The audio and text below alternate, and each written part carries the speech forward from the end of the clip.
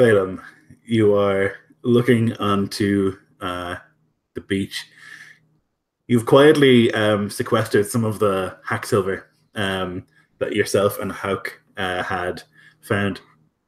You're looking at the beach and you can see that there's a clear divide between your people and their people. There are some trades going on for things that they have and yours don't, and yours have and they don't. And there's like some pits being dug for fires and things like that.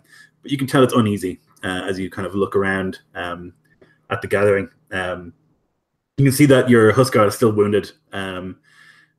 There's like this sort of pool of blood in the sand next to her, although the arm itself has been bound.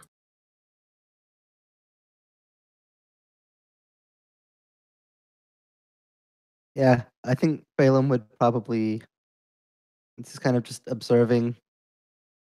His hand would kind of like subconsciously go to the pouch of silver that he has, like wondering if it was okay or not that he took it. Like he's fine with giving it to Haukr because he thinks it'll help build trust, but maybe he shouldn't keep that pocketed silver himself. But for now, he doesn't do anything about it. But he would go over to Sigrid, seeing her wounded. And it's been, as far as I'm aware, some time at least since then, a couple days. Yeah, it's probably been, let's say, 2 days.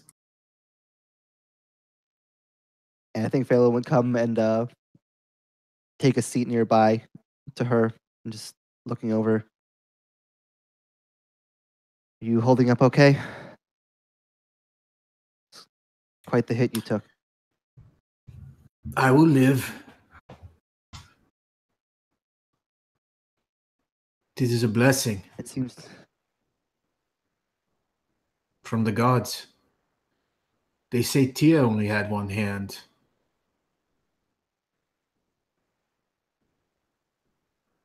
You can see Haukr is like walking by, and he can see that you're like squatting in the sand next to Sigrid, and he comes over and squats as well.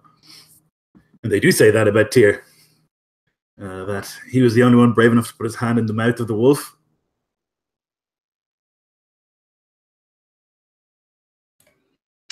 Sigrid would level an eye at him. She wouldn't say anything, but she would just nod her head, agreeing with what he said.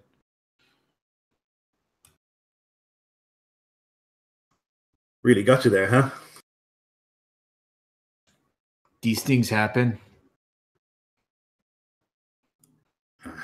Not before I opened. No, she says, not before I opened the belly of your lord or your jarl or whatever you call him. True. Still, and he like cracks both his knuckles. You know,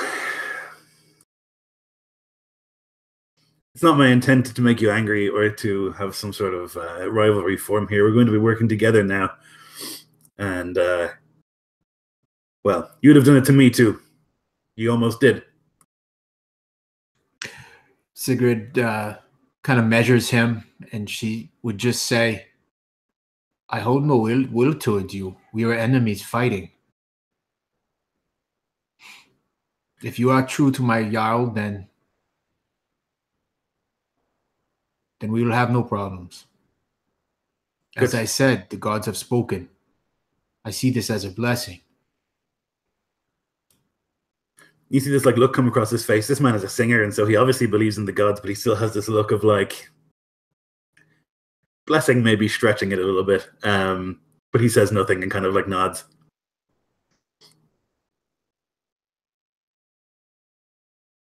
Yeah, a similar skepticism is going through Feidhelm's mind as well. Like in his mind, that this is just like something that she's saying to cope. That it's like, you've lost an arm. How else do you deal with that other than finding some way to turn it into something good? So we'll just turn over. Well, let's hope it's a blessing. Because where we're going and what we're trying to do, we'll need every blessing we can take. If I may, Kyle, The dead. We were going to put them in one of the boats. Have you decided which one?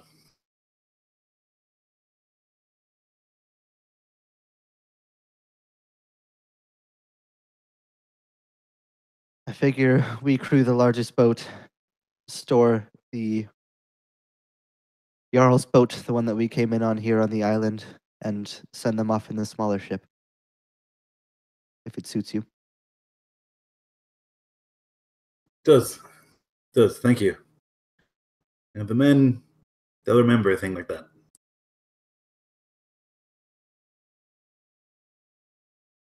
Yes, it's important to treat all potential allies with dignity. At least that's the way that I'll see it.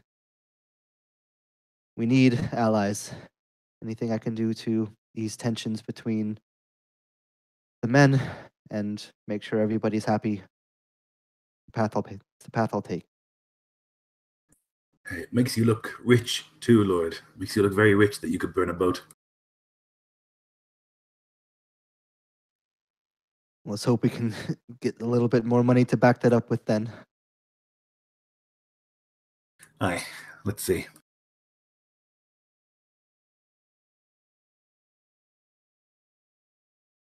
So then the day goes by of like sitting around in this beach and like everyone kind of sleeping in shifts, sleeping in tents. There's like songs being sung and whatnot. Fagner, as you're asleep one night, can you give me a perception check? Can certainly do my best. That's a 19 on the die. That's a good start. So you're sleeping in this little tent that you set up for yourself. And you're kind of like tossing and turning. And as you kind of like do so and you like open your eyes, briefly you can see that there's like a man in your tent. And that in one of the packs, he's got it open. He's like searching around in it. Without moving, Wagner just starts. He gives a growl and he says, "If you can't find what you're looking for more quietly, I suggest you fucking leave, lest I cut your throat." And in his hand, like he's palmed his flint knife that he sleeps with. He's like got his like his one hand like elbow deep in the bag, and he just like stops moving. You see what I did to your highest ranking? What fucking chance do you think you'd have? Huh? And that's an intimidation. 19 on the die again. Shit, you not. Let me look it up. So he's definitely afraid. He's got his like hand in the bag, and he just like slowly pulls it out. Hey, I thought I'd left something in this bag. I'll leave. What's your name? Hang on, let's find out. Okay, sorry, I wasn't trying to be awkward. Nope, that's fine. Ingolf. Ingolf, eh? Couldn't help but notice that your lot sticking to their own. That's something that needs to change. And it's going to start with you. We're all the same lot now. Do you thieve from your same lot? Thieve is a strong word. I was simply looking for something. Horse shit. You were trying to steal, and that's fine. Did it myself from time to time.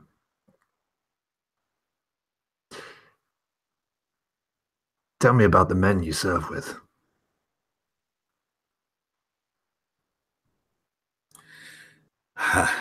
They and he like he is squatting and he like goes to sit instead. They're a bunch of liars and thieves. They can fight good.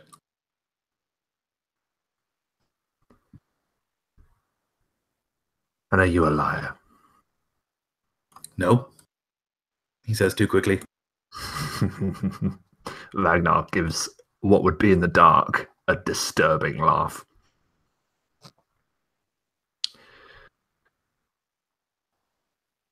Seems I've learned all I need for this moment, but know this.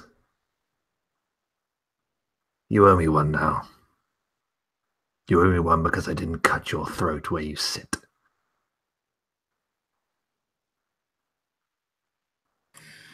As you say, you have a good night.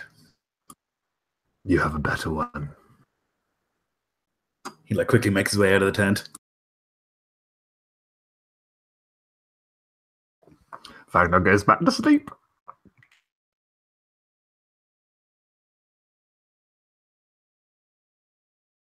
So the various loot has been like piled that you have taken from these men or from their leaders and such. And there needs to be decisions made on who gets what in the dead ship and then who gets what remains. And there's discussions. So a couple of the pirate crew are like looking at the golden helmet and like the coat of mail and all these like things that belong to their leader, and they're looking at them sort of jealously. They're kind of like standing around with their arms folded, like watching as your people fail them kind of pile up the stuff. And they like are like quietly talking to each other, like turning their heads to the side and saying something, but they're not causing any scene, but they're definitely watching.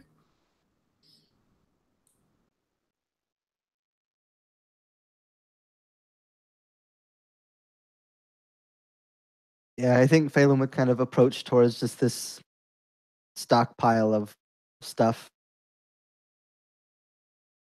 Just kind of looking around towards all the people kind of eyeing it with curious and perhaps longing gazes.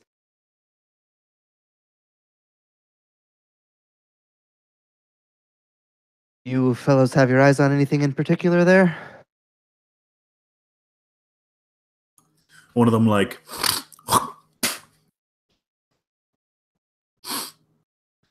that mail. Always wanted it.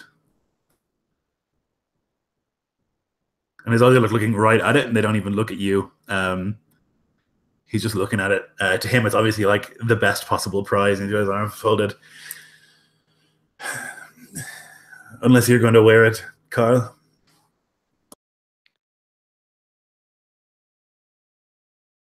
It's not really my fit. A little heavy for my tastes.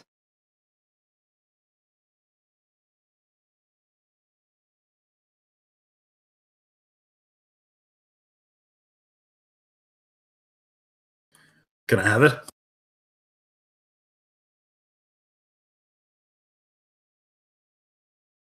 Phelan would kind of look to like all of the other people who are like looking at this pile of stuff too, and like see how they react when this person asks for it.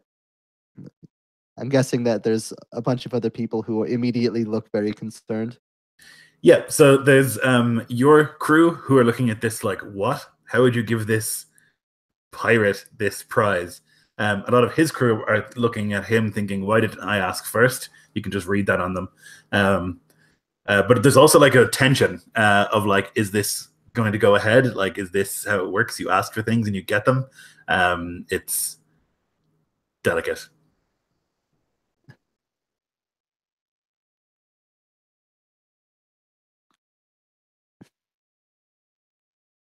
If it weren't so fine a prize, perhaps I would give it gladly to whoever first asked.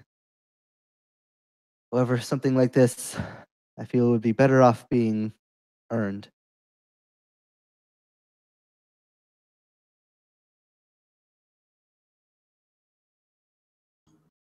So we're just going to leave it in the hold.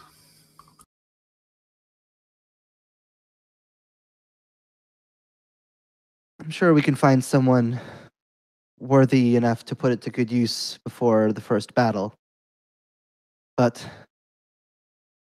think it would be best to see, perhaps, how everyone seems to shake up until then.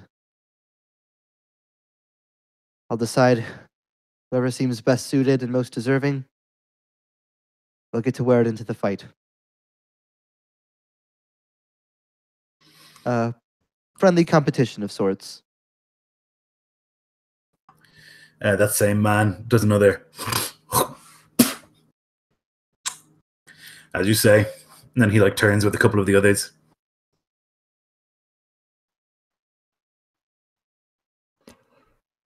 Feidhelm kind of interrupt. Go ahead. Okay, sorry to interrupt. Vagnar is actually going to turn to Gorm and Kaval. I imagine they were watching this exchange from the sidelines. And he goes up to them and he says, "All right, you fuckers, you're going to make yourselves useful. I want you to work with them closely. Dig whatever pit they dig, shit wherever they shit, and keep your ears open. I want to report every night, understand?" Like, no, they're fucking oath. And he was going to say oath breakers, but then realized that you've been branded. And then it says, they're not our kind of people. No, they're not. You don't want them to kill you in your sleep, do you?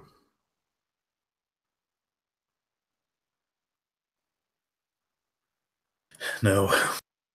So keep your fucking ears open.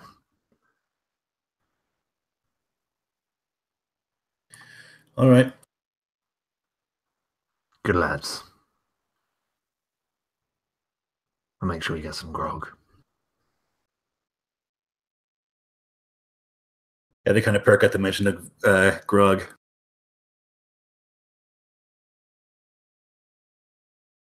I think at this point, what Feidhelm is going to be doing now, and also kind of more or less for their entire rest period, he's going to be keeping an eye as best as he's able to manage on as many people as he can to see who seems to be putting in the most work with the most like enthusiasm and effectiveness, so to speak. Just kind of trying to keep an eye out for who's here just kind of lazing around and relaxing versus who's actually trying to get stuff done.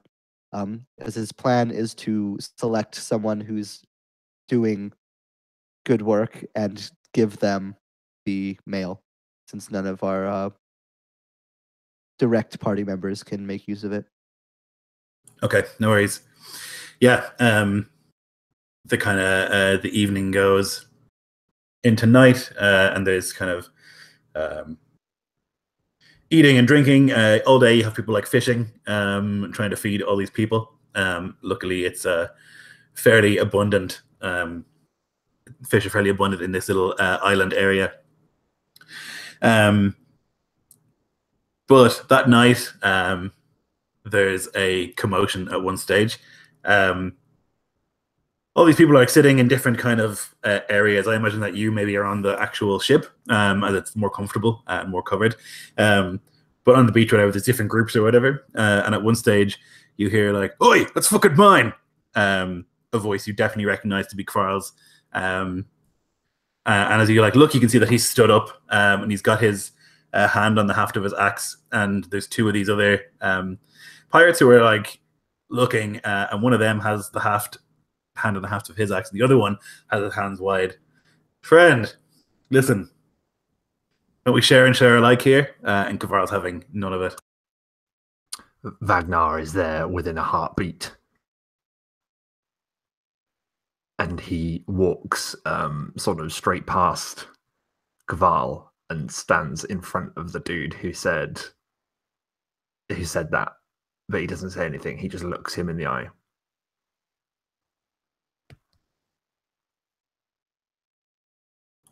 It was one of our people. Sorry, go ahead. Just because Feidhelm's he's not necessarily going to like approach, but he's definitely going to kind of take a stance up kind of near the edge of the boat and kind of watch to see what's happening, to see if he needs to intervene or not. This guy with the hand on the haft of his axe says, "Listen, it was Arnthor did all the fishing today, caught all the good fish, and if I want to have another portion, then I should fucking have one. Just because you seem to have written your fucking name on it, Kavarl, doesn't mean that you get it. I grabbed it first." Another portion, did you say? Yeah, I'm fucking hungry. We're all fucking hungry. Every man should eat his share, and his share alone. So Arntor is the guy who has his hands up, and he says, I did most of the fishing. I brought home a lot today, and if my friends want to eat more, then they should eat more. Then they should eat their fucking balls if they want to. I'll put them there myself.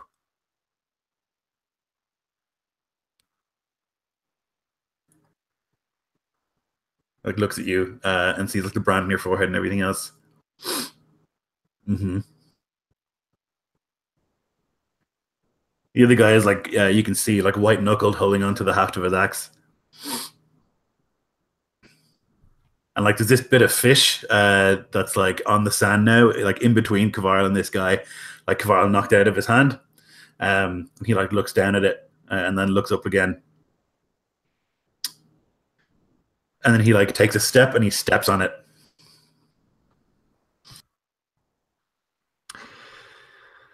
How many people are around us?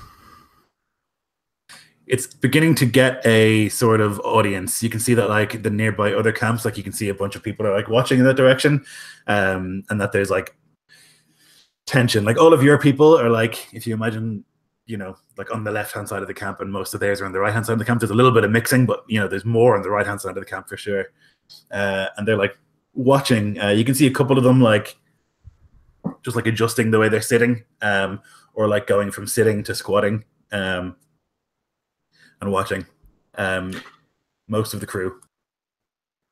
Vagnar just looks up at the ship, at Feidhelm.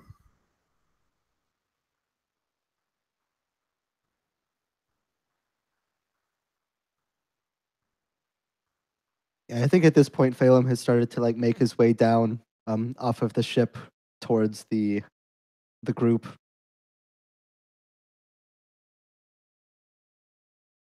All right, what's happening here? Kavarl takes a step forward towards this guy who stepped on the fish. That was my fucking portion. You better find me something to eat. And he's like, they're like this close, like pressing foreheads together. The other guy is not backing down, and Arntor is next to him, and he like takes a step forward as well. There's this like very, very intense little gathering, and you can see that like at that moment, and when you say what's going on here, like everybody stands up. All of the people from like their side, they all like stand up and they're like, hey, what the fuck? And like there's a mix of people going, whoa, whoa, whoa, whoa, whoa, and also people going like, fucking get him. And like this circle forms very, very quickly, and your side like stand up and start to walk over. And yeah, it's like so close.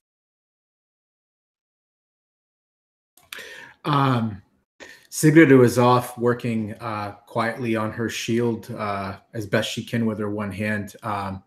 When she hears the commotion, she kind of looks up, and it's only when she sees Feidhelm coming down, jump down from the ship and start walking towards, that she kind of takes a line just to quickly catch up to him. And she would just whisper quickly into his ear, "You'd better get good handle of this, or our new crew, you lose it all and what we have. You need to be a strong ruler. Now's the time. Don't vacillate." The guy who has his hand on the haft of the axe, he says, "Do you want to fucking die over a bit of fish, boy?" As he's like pushing against Kavarl, and Kavarl's like pushing back. Someone's going to.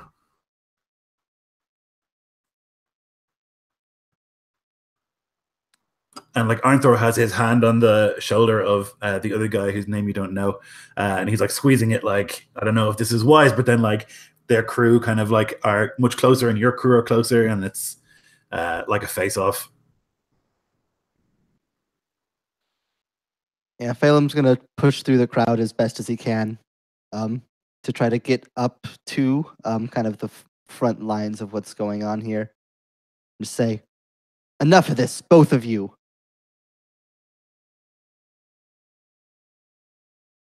Unless you both want to end up on someone else's axe, neither of each other's, but mine. I suggest you both stop acting like children. Tell your dog to stop barking and I'll back down. says the guy with the hand on his axe.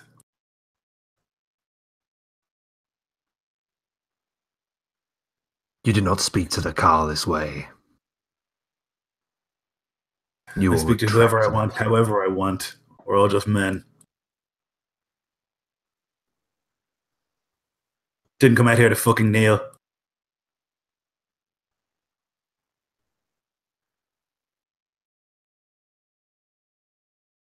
What's your name?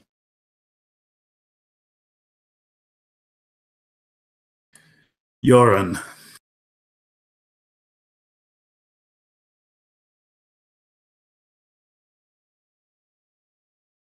Hmm.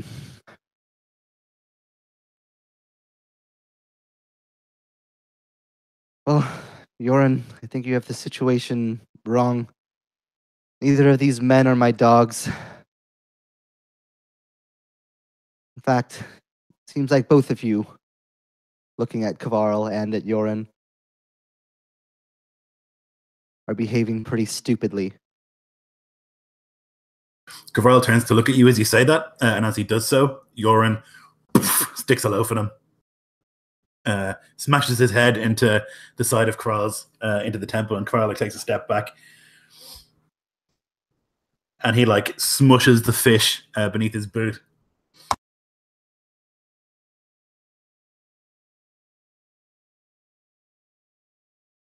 Vagnar waits for an order.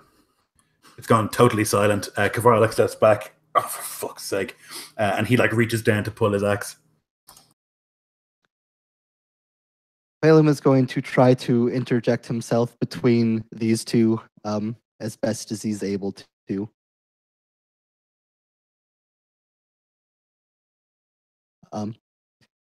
And hoping that at least stalls things, if not stops them. Just look over to my God, I already forgot his name again. Yoren? Yoren. Yeah. And just says, by the gods, have you lost your mind?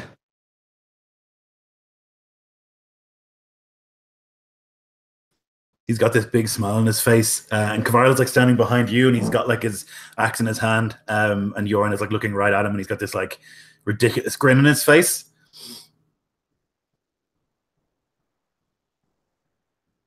Not so big a deal, hey? Says Yoren and takes a step back. It's just some fish. Wouldn't want to get out of sorts. And he takes a step back and puts the axe back in its haft. All good. Nekvar?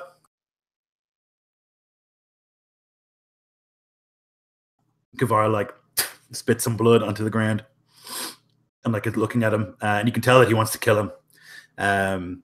But you're in the way, Feidhelm. So this is more of an out of character thing. Would there be standard punishments for people acting out of line? Is that a thing in this sort of culture? Because Feidhelm absolutely is not gonna let this just do nothing. But I, as a player, don't really know what would be appropriate. I think mostly you'd let them sort it out themselves. It's I mean, you can discourage them from fighting each other and tell them not to, and they kind of have to obey you. But it's their problem. You didn't cause it. It's not because of anything you did. So I guess the short answer is no, yeah, which is not helpful. Knows. Yeah. Yeah, so I think Feidhelm would just go ahead. Oh no, you go. Yeah, I think Feidhelm would just look. Things are tense and out of sorts now. We're still getting used to each other, but we're one crew, and we better start seeing us act like one crew.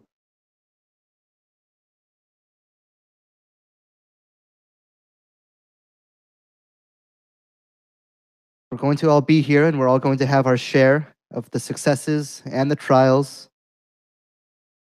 We can't be headbutting each other over scraps. When we get into a real fight, we'll be slaughtered. the morons that we're acting like. It's not acceptable. As they say, it's just some fish, says Yoren, and takes a step back. And Karl is still staring at him, but Yoren has this like smile on his face. A misunderstanding, I think. Looking at them, Lloyd, I mean, obviously you can't ever really tell, but looking at them, would Karl be the better fighter? Is he bigger? Is he stronger? He's not bigger.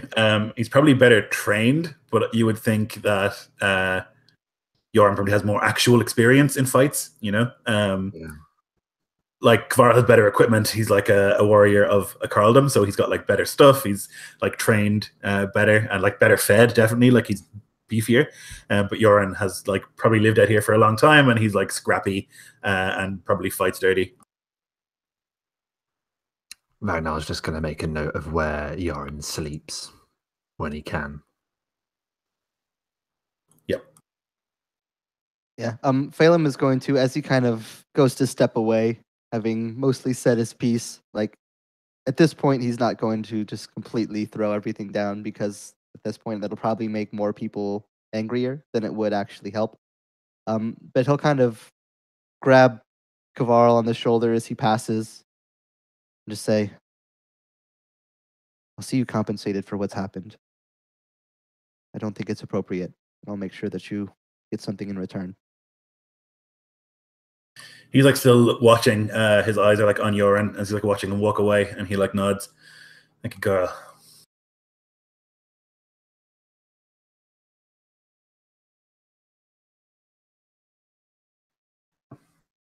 Oh, you'll be compensated, Kvarl. Do not fret.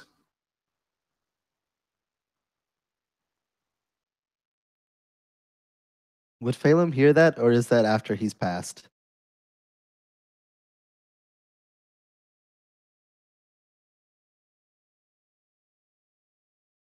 That's up to Ragnar. Yeah. I think it would definitely have been an aside, but if you had wanted to hear it, then Yeah, that's no. up to you, man. I don't mind. No, I mean, Wagner is definitely sneaky and quiet enough that he would have been able to do it without. I just didn't know how open or quiet that was. So yeah, if it was meant to be a side thing, then it's a side thing. I'm fine with that.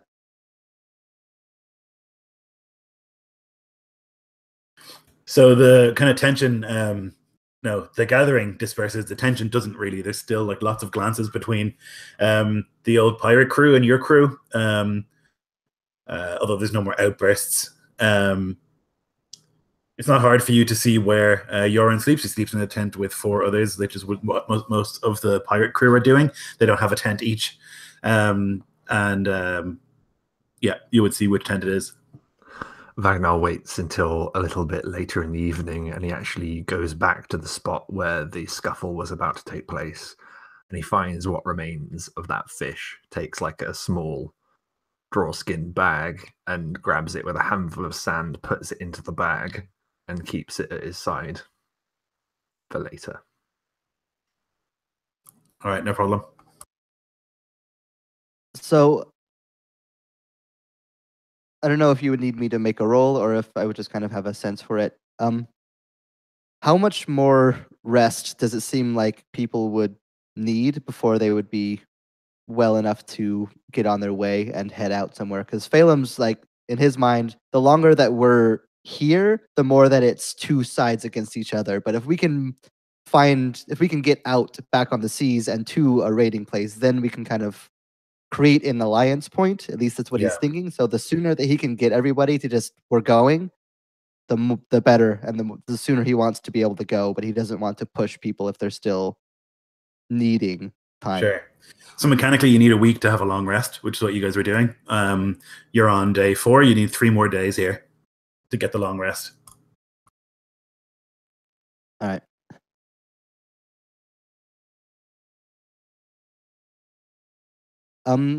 Have they done the funeral arrangements yet? They would. Or is it still kind of pile the bodies onto the boat and such. Like lay them into the center and like begin putting the things in there with them. So like whatever weapons you allow in there with them in their hands. And then obviously like trying to put flammable things on there. So like there's like brush grass and stuff on some of the dunes here in the island, and they grab a load of that and put it on there so that it will go aflame.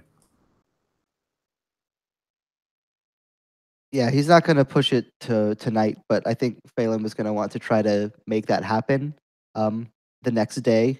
Hopefully, kind of at least give some sort of unifying event to the crew. Yep. So, what weapons are you allowing them to put on there? So it looks like we have quite a fair share of hatchets. How many pirate crew member are dead? I know we have 8 men that we've lost. How many have they lost? Similar number, maybe a little bit more. So let's say 10 of them. All right, so 18 total. A lot of those guys would have had their own weapons, and the pirate crew still have their own weapons, you know, that they use. But it's a question of like what you're willing to give to the dead. He definitely wouldn't want to skimp, but he wouldn't want to give anything super crazy nice. I think he would focus on like daggers and hatchets and things like that, and move into the short swords, the seaxes if he had to. But he would want to keep it to things like hatchets and daggers for everybody, both the Jarl's men and the pirate men.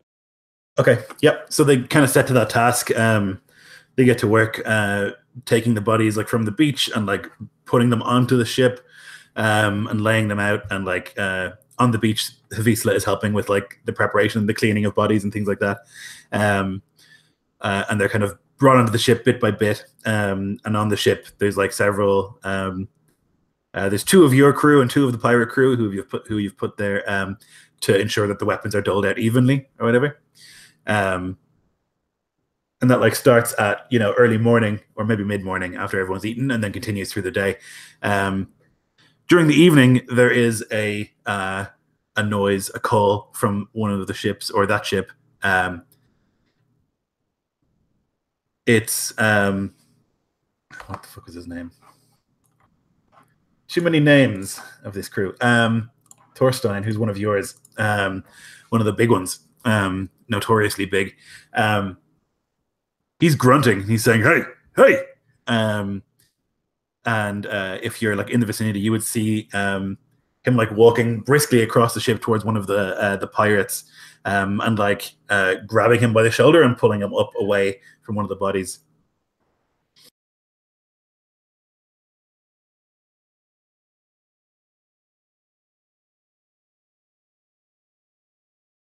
Yeah, hearing that, Phelan would roll his eyes at yet another conflict, but would again try to get, without getting too involved right off the bat, try to get an eye for what's happening.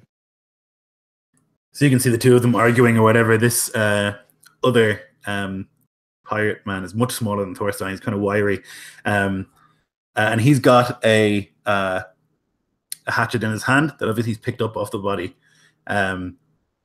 And he's like looking up at Thorstein. He doesn't look afraid. He's got the hatchet in his hand. He's looking up at him like not worried, and quite close to him as well. And he says, "Well, he's not going to need it. He can have the knife."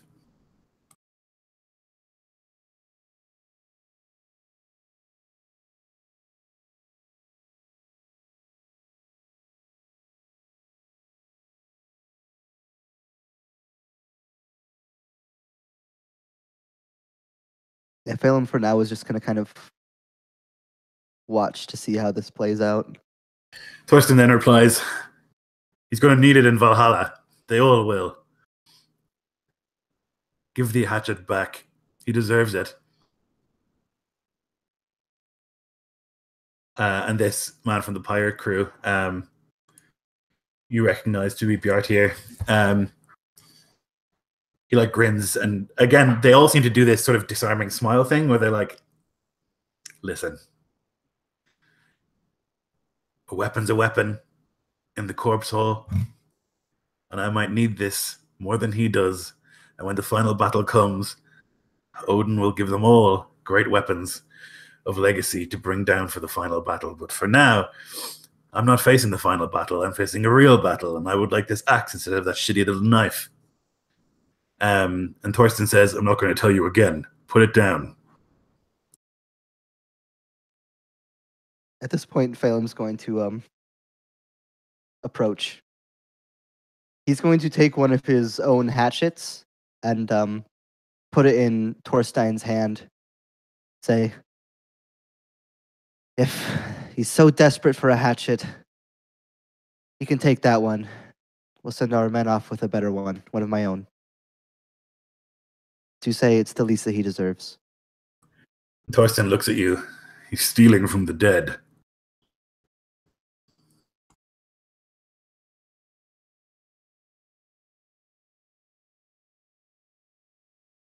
And the guy is like smiling, and he's like, I need the hatchet. I just have this shitty little knife. I might be able to save your life with it, big man. Yeah, so Phelim's just going to look at Thorsten and say, if you want him to give that one back, he can have mine instead. And Thorsten looks like angry and embarrassed that this is the response.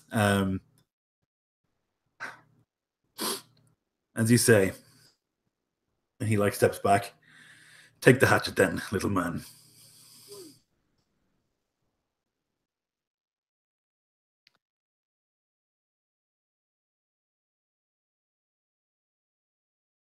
And this smaller man like looks at you, Phelim, and he does this like, it's like, you would think that it's not a genuine sort of bow, and says, thank you, Karl. Most generous. I guess like maybe a few others, Sigrid would be watching this. She doesn't really care much for Vagnar, but she sees him off a little ways, and she walks over to him, and she kind of like does a motion with her head towards Phelim and the others, and she says, "What do you know of this Karl? How long have you known him?" Known him long enough to see him shed blood, and shed it well. I've known him long enough to see him claim the position he has now. She kind of clucks her tongue. He's a strange one. Ah, he's from a different place, but he's different. Commands respect. He's going to get us all killed, I think. What's going to get us killed is having one-armed women rowing our boats. We will see. But I would not do what the Karl does. He shows weakness to these men. He needs to be strong, but he's not. Twice now he has tried to show compassion for these men. They do not respect that. Get us all killed. Mark my words. With my good hand. And she says, holding up her good hand. He knows that we need them. But I assure you, if there's a third time, it won't be ignored. And she would lean in close to you, and she'd say, better we make an example of one now, before it gets too bad. But the Karl, he's the one that makes the decisions, not I. I will do what he says. And she purposely does that, knowing, because she's seen you, you're kind of like this loose cannon type guy. So she just wanted to plant that seed in your head as she kind of walks off. They won't let you say anything. Well, Vagnar's just going to mutter, and you might hear it, you might not, but he just says, might have misjudged you. Might have. She does hear it, but she doesn't turn, but a smile does come across her face. that night, you're kind of sitting in the longship, eating some of the finer fish that's been caught. The four of you, including Havisa and Haukr, the singer, and he's like leaning forward as he like pulls a fish bone from between his teeth, and like then just like flicks it somewhere onto the ground. Karl, we've been raiding in this area a long time. There's some places maybe you might be interested in. Don't know how ambitious you're feeling, but there's a few places that we could consider going to. If you'd like my advice on the matter.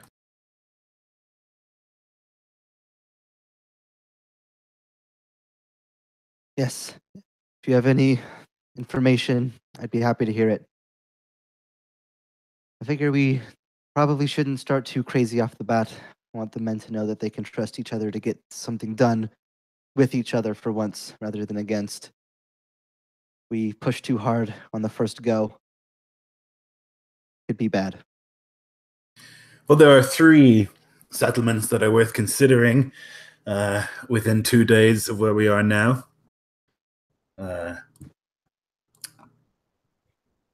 There's Strandveg. It's a little village, maybe 100 people. No great wealth, but if you're looking for thralls, it's a good place to start. They tend to be a pushover. And often when we come, they have some wealth ready, because they don't want to fight. There's Raufstein, there's a bigger settlement. They have some sort of holy stone there. It's where Galdafrother lives. He's a well-known magical warrior. And we tend to avoid it. But maybe with a crew like this, and with heroes like you, maybe we could do something about that. And there's Grafjara. It's further down, a little bit more of a journey, but it has great wealth. It's a gold and iron mine. It's protected by the Iron Eyes. And, well, I'm sure you know about the current Iron Eye Jarl, a woman called Fiala.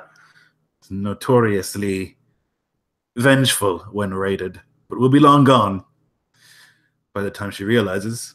Probably where the most money is.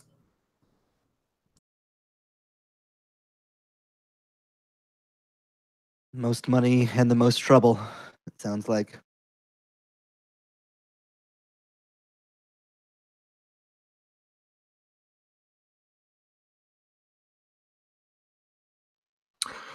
If I may offer a suggestion. Of course. Vagnar looks to see who would be listening to this. The man who's making this suggestion, I assume it was one of them from the pirate crew.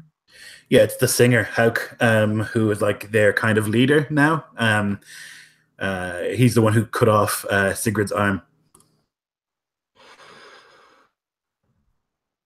If we were to be ambitious, take the fight to a settlement that these bunch have never successfully raided, be worthy of respect, might be just what we're looking for. If, and he looks over at this man,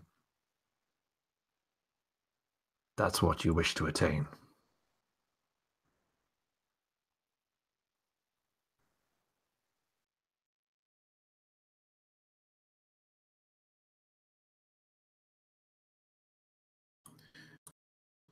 You seem a wise man, Karl. You seem to know. It's best not to antagonize a crew when you're outnumbered. You seem to know what these men want, and what they want is money. They want things. And so the more things that you can get them, the more gold and wealth that they can see, you'll find they become loyal quickly when you pay them.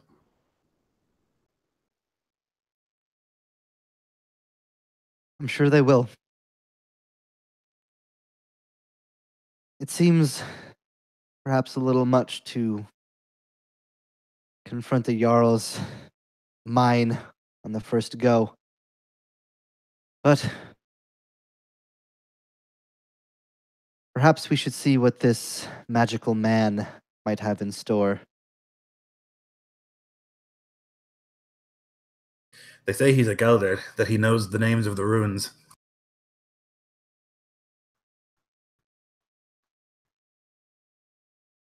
All the better for us, then, to know that we're the ones who killed him. He like smiles this like black-toothed grin.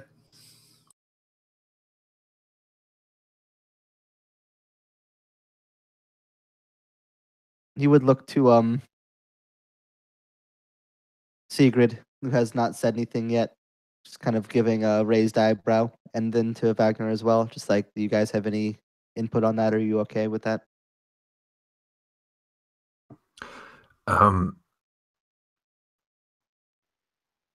The suggestion you made is the one that Wagner would have picked too.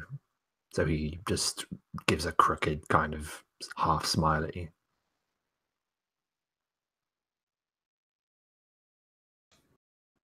You would see Sigrid looking at Wagner, and then she would turn to you and she'd say, whatever decision that Karl makes will be the wisest one. You're guided by the gods.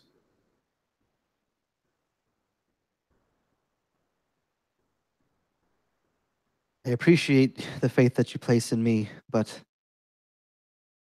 I prefer to evaluate my decisions based off of what makes sense. That everything I say is guaranteed to be the words of gods just because I'm a Karl. He has a sword. Haukr says. He leans in. He's got this like gleam in his eye of like greed. A big sword. It's supposed to be bedecked in runes. It's supposed to be magical. So they say. Sounds like it would make a great prize, then, for our crew.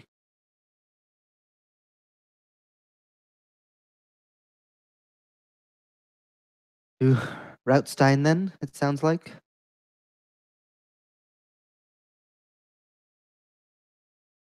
As you say.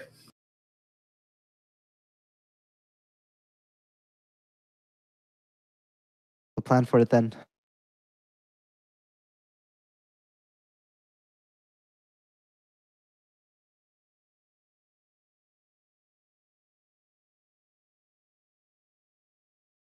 I will tell the men.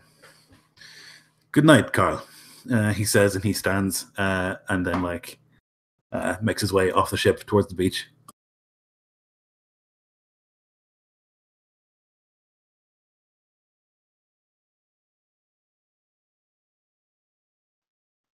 Do you believe him when he says this man wields such power?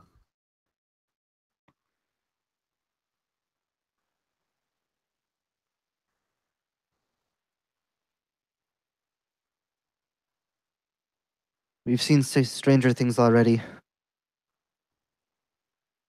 A disappearing Iskolfin Jarl and his witch and his giant. A magical man with the sword doesn't seem too far-fetched after that.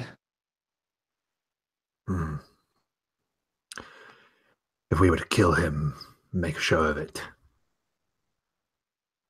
may break the faith that he has inspired in his folk.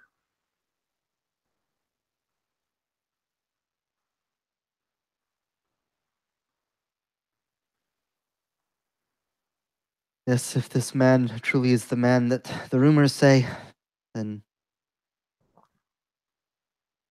think it'll be good of us to make sure that we do what we can to end him.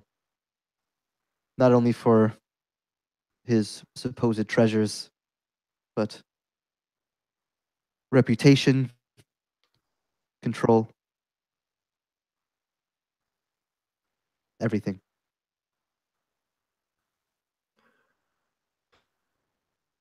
What plan of attack would you require?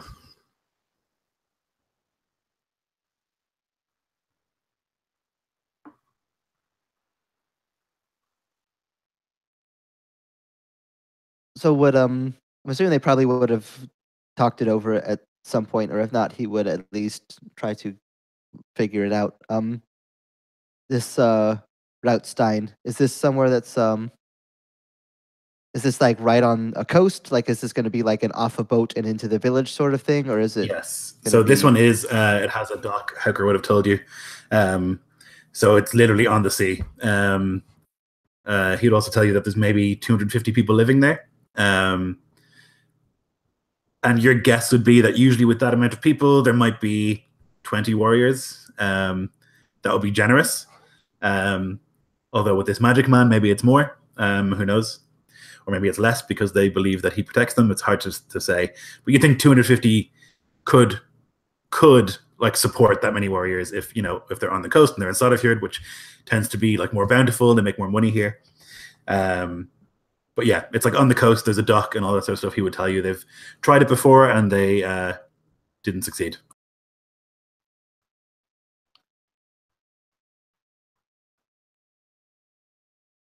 That doesn't leave us with a whole wealth of strategic options, unfortunately. Sounds like we'll mostly be off the dock and into it right off the bat. Lloyd, would there be any likelihood that we could potentially land some people a bit further away from the settlement before making Absolutely. the strike? Getting So some people. yeah. Like the beauty of a longship is that you can beach it almost anywhere. So you can, if there's a smooth beach, then you can beach it and you can send a bunch of people off to go around and then try and coordinate something. An attack from the sea is what they would expect. Perhaps we should give them that, but maybe a smaller contingent can lead from the ground. Sigurd would nod her head. Ragnar, he speaks with wisdom. They would not expect that, Feidhelm. So we send a small crew. Landwise, have them come in from another side. Coordinate the strike for them to go in when the ship docks. There is one concern that I have, though, with this. I like it as a plan overall, but someone will have to lead these people. It won't be able to be me. We'll either have to split the men up so that they're all of one side until we can show that we're all on the same side, or someone's going to have to find a way to get them to work together without me being there.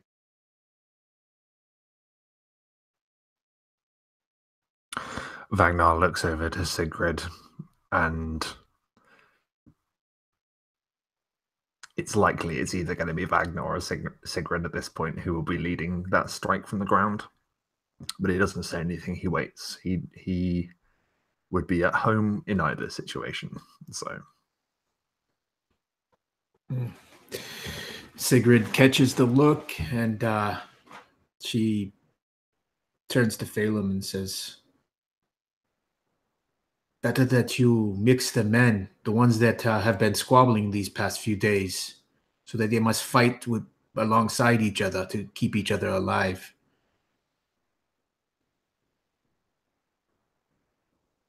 And wait, let me look at my sheet here so I know what the names. What was it? Carval, Joran, Arnthor, and she would kind of go through the list of names. What was it? Torsten, and what's the last guy?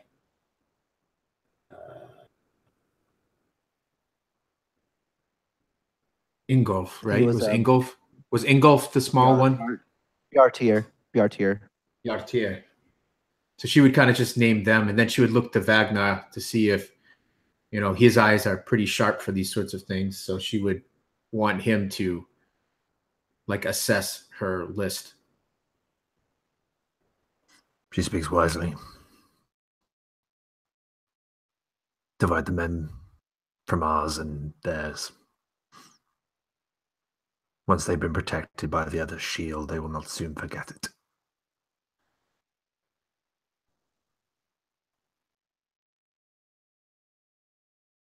Good. I like that.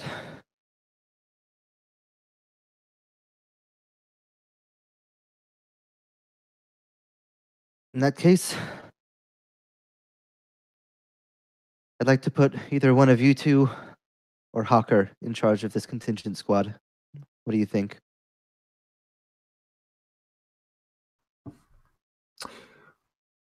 Well, Karl,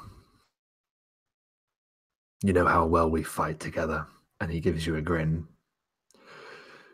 But I will go where ordered.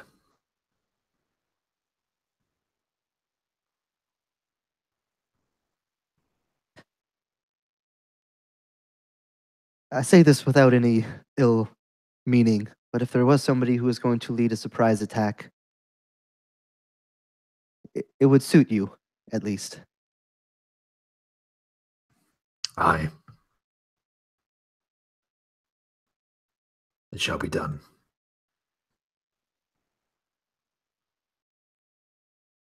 Good. I'll make a list of the names that you suggested. Sigrid. Set them up as a band. Ragnar, you will lead them. Approach Routstein from the side, alongside with the ship for coming in from the docks.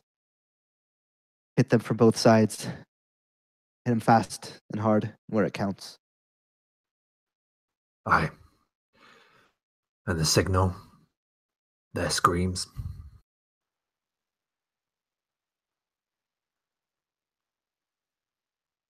I figure it should be easy enough for you to follow the long ship onto the docks. Once the bridge is down and the men are charging, that's when we'll hit from both sides.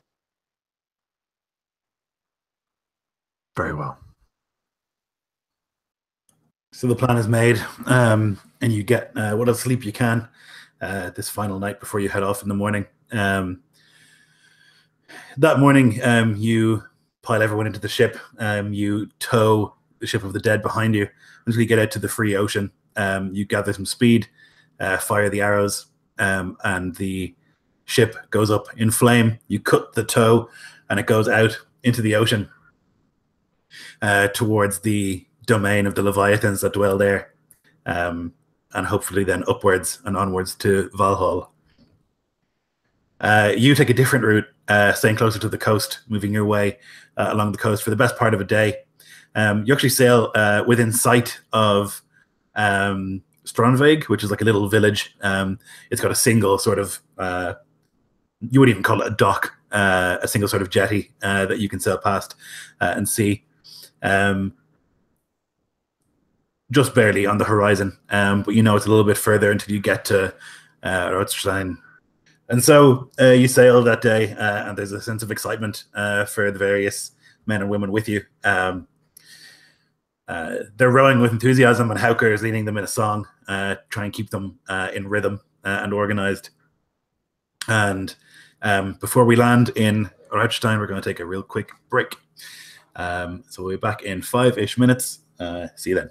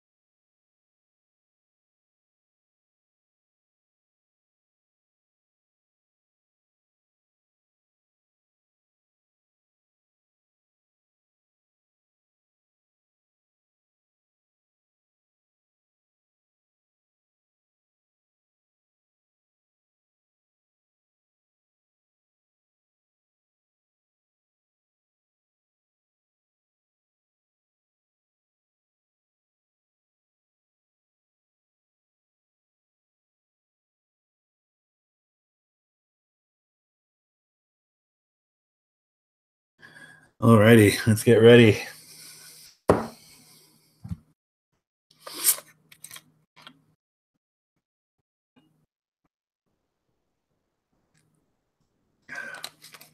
And don't get me wrong, I love this game, but it takes so much more mental energy than any other game that I play in. Like my head is just like swimming at all times. Yeah, it's a lot more work being the leader.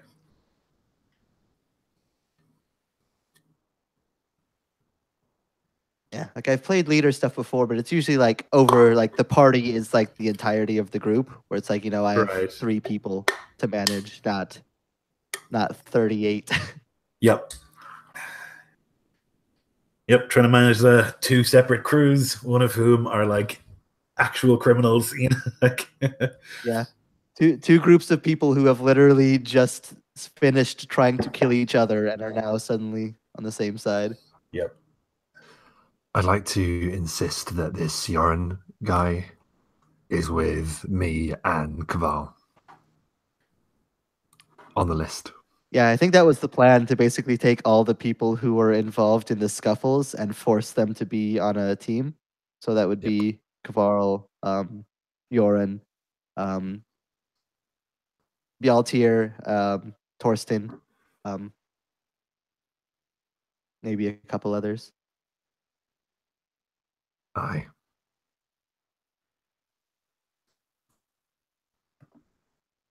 So if it's possible to kind of add like a little bit to the plan, at least is what I was thinking. What I would like to try to have happen is, I'm sure that like when we approach, the warriors are going to like come to try to meet us. So I would like, if possible, to have Bagnar and his crew like wait for that to happen, and then try to come in and break their wall from either behind or the side. Okay. To basically try to route Yeah, them that was my from the start. instinct anyway. Wait till you're engaged, then strike. Yeah, perfect. Okay, no problem. So you approach Rauchstein, this town on the southern, extreme southern coast of Soderfjord. It's warm here, like the sun. You can feel it on your skin. You're probably even sweating already compared to the cold that you're used to, being almost from the white line is where your Carldom is. Much warmer here, and you can see that like as you approach it, there's all sorts of work going on at the dock. Pretty decent size. There's one ship moored there, but there's also like room for several others. You would think for like trade purposes and stuff like that. You drop off Wagner and his group maybe 4 or 5 miles down the coast, and wait for them to kind of like walk as you're like anchored out further at sea. And then when you think you've given them enough time, you kind of begin heading towards the town itself. Yeah, as I say, it's sunny and it's warm, and Haukr is like leading the crew in a song to ensure they stay like in synchronization so they can row properly. And you can see the village in the distance, and you know now where the name comes from. There's this big red stone that sticks out of the center of the town. Unlike the rest of the rock around here, which would be gray, this one is like fairly red, and it's like carved. You can see with all these intricate sort of carvings.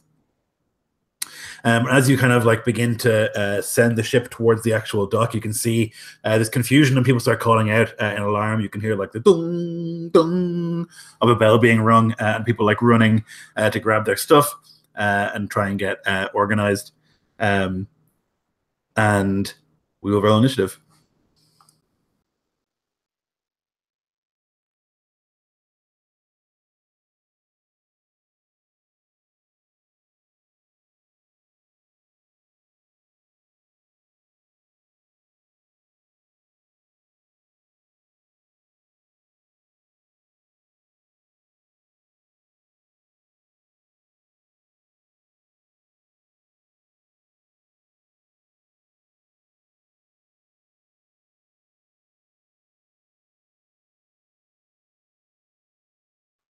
This might be the one time where rolling a poor initiative might be better. For me, anyway. What a waste of a crit. Oh, mate.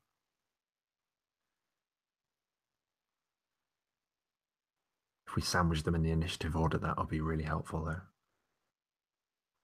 Okay, so I have like 2 and 1, which is like the different parts of the battlefield that you will be at. So I have it in my mind, and where the baddies will be.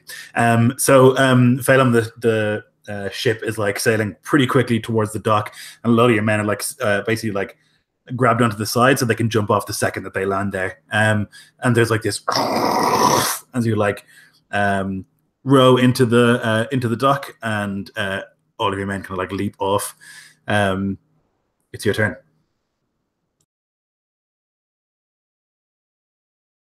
So, at this point, are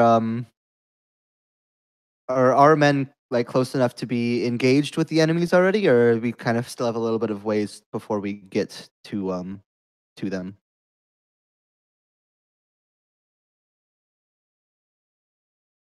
So you would see that there's a group gathering, although they're not like in a shield wall. There's like definite warriors, and they're like calling out for others and stuff, and some are like banging weapons on shields and stuff to get ready. But they're not like on the actual gangway, you know, like they've actually they're kind of standing at the end of it, so it'll be harder for you to get through because there's not enough space. So you can see a couple of them have gathered there. Although of the mysterious magic man, there is no sign as of yet.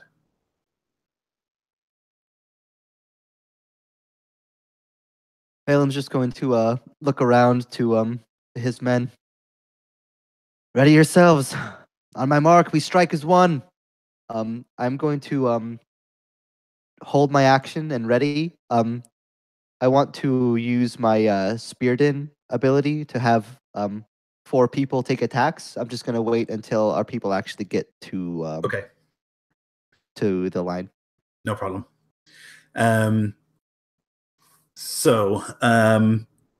Wagner, you're like in the trees on the far side of the village.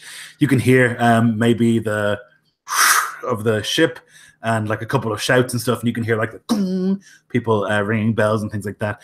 And you can see that on this side there are lots of people running towards the dock, but you can see a particularly large man who has like a spear in both hands, and he's like looking around. And you can see that he's going to run to the dock, and then he like stops and he just like looks out into the tree line. Doesn't seem to see you, but he looks right at you. And he like looks, and then he like starts to turn. With him is another man who has a hammer, like a blacksmith's hammer in his hand. He like wears an apron, and another man who has like a bow that he's like quickly trying to string as they kind of stand. What are your reactions? Well, Wagner is going to wait till they're fully engaged, but he turns to them and he says, "This is the day you become brothers, but make no mistake. If I see a clean weapon in your hand, I'll fuck you bloody." There's like grim-faced nods from the people who are like squatting in the bushes and things like that, waiting to go.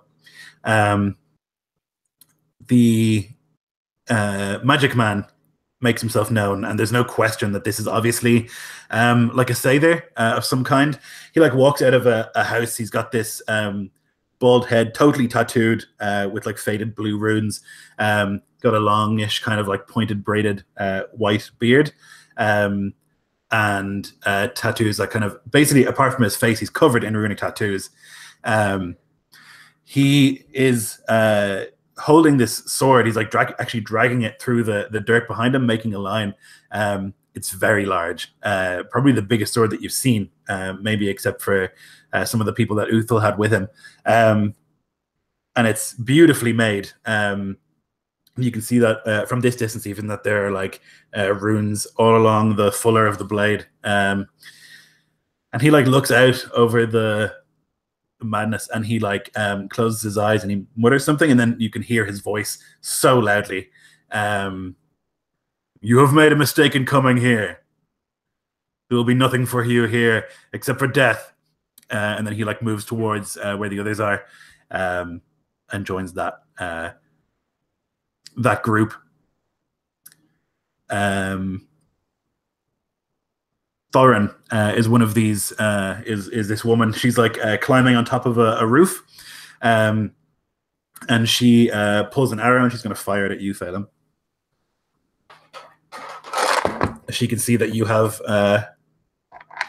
gold on your face, which means you must be important. It's a crit. Jesus. The first roll of the night. All right, bring it on. It's going to be 7 piercing damage, and then I'll need the classic D10 and D20 or D12 and D20 from you, please.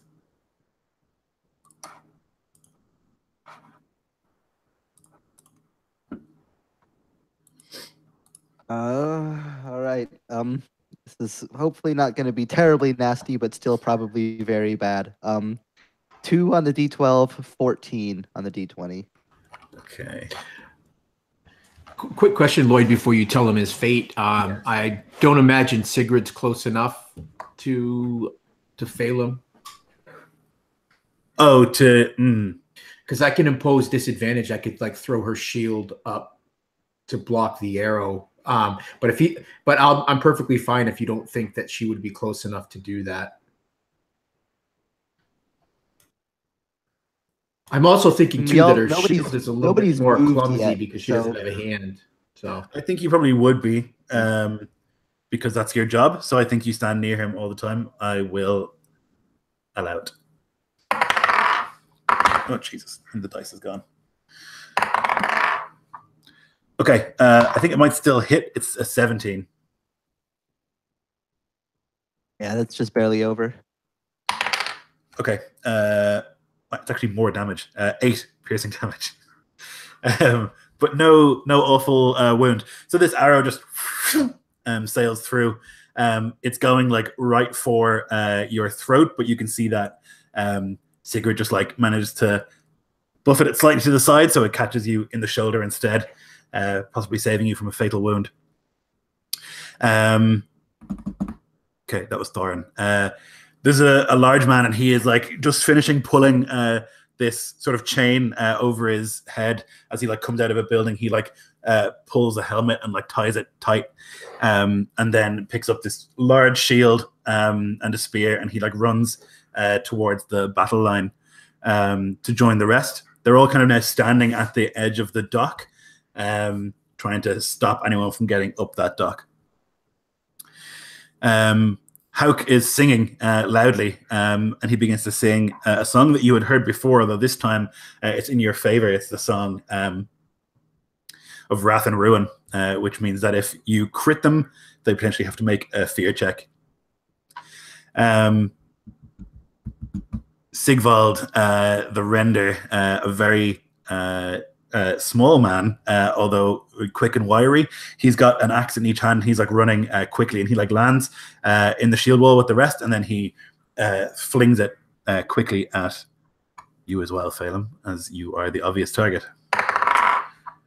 But he bottles it. It goes into the ship. Okay, thank you. There's a woman comes out of a house as well. She's got a shield and a sword. It looks like a proper sword. She's got this golden, unbelievably beautiful hair, the color of like the most beautiful thing you would ever see, which is like a field of wheat that is like perfectly harvested. For a person from your part of the world, that's ooh.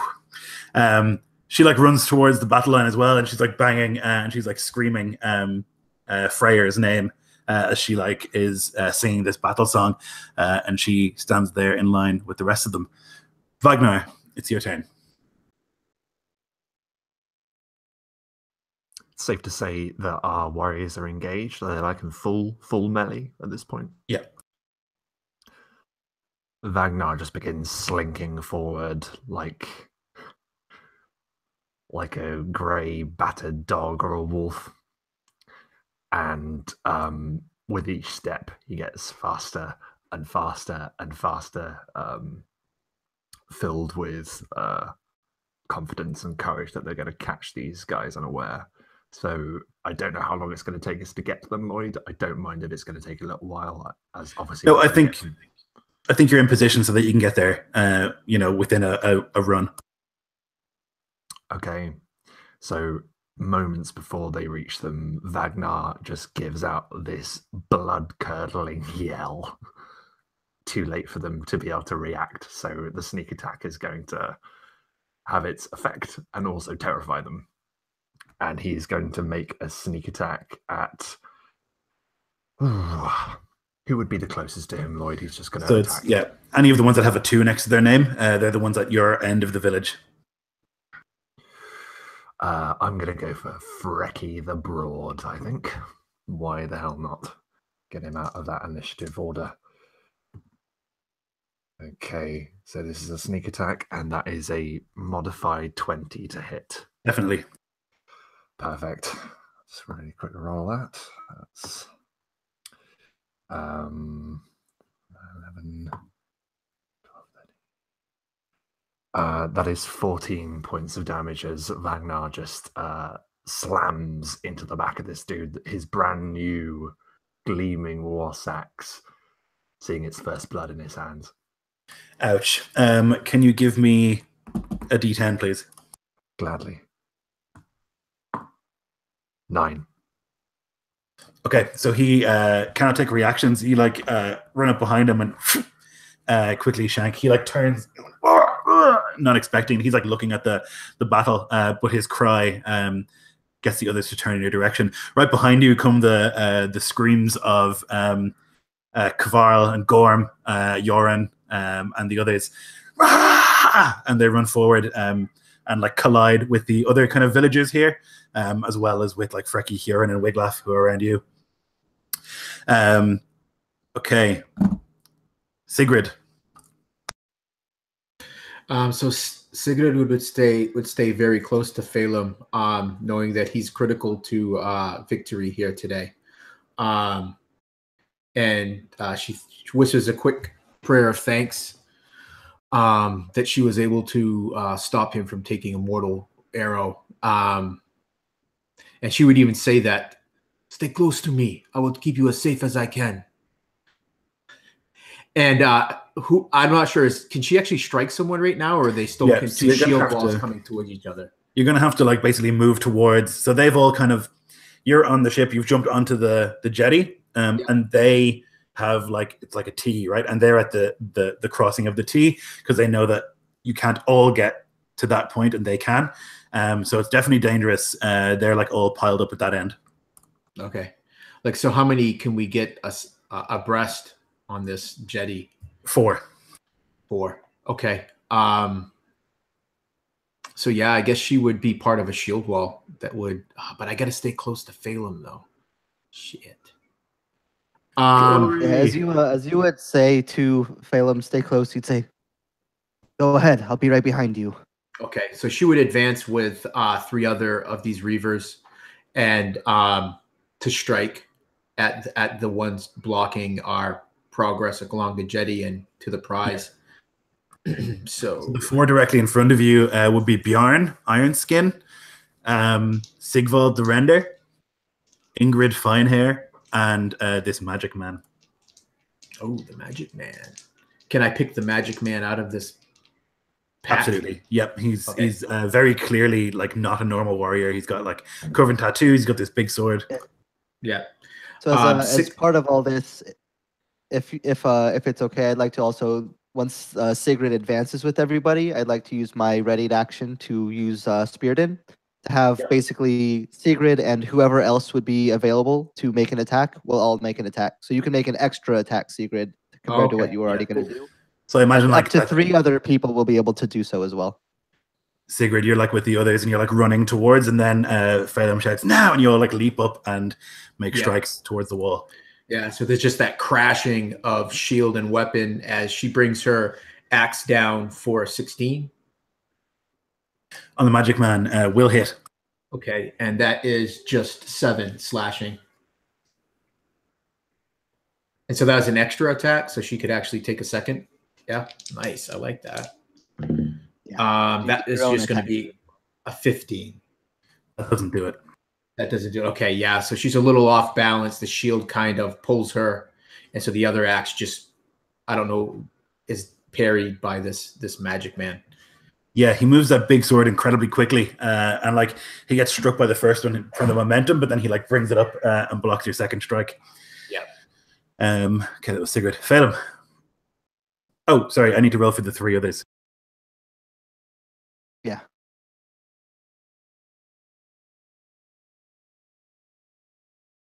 Okay, one of them is able to throw an axe through and connects with Bjorn. Perfect. With that, Feidhelm is going to kind of move in behind Sigrid. He's going to pull out his spear. And if he's going to be able to, is going to basically try to like overhand thrust the spear over her shoulder and try to get at this magic man as well. Okay, go for it. Assuming that is all reasonable, that is going to be a 23 to hit. Okay, he is going to get hit. All right, and that is going to be for 6 piercing. He just takes the spear in one hand, just jabbing down, bringing up his shield in the other to ready that. Awesome. Havisla, you can see the chaos before you. Like you're on the ship with the rest, and you see like Feidhelm and everybody else jump off the ship and like run up this gangway to where you can see an obvious Seder, a Galder, standing there with the rest of his forces. You know that Vagnar and some of the rest of your forces have gone around the far side of the village to try and pincer her. But for now, that's what you can see. You can see all of the people who have a 1 next to their name in the initiative. They're like inside of you.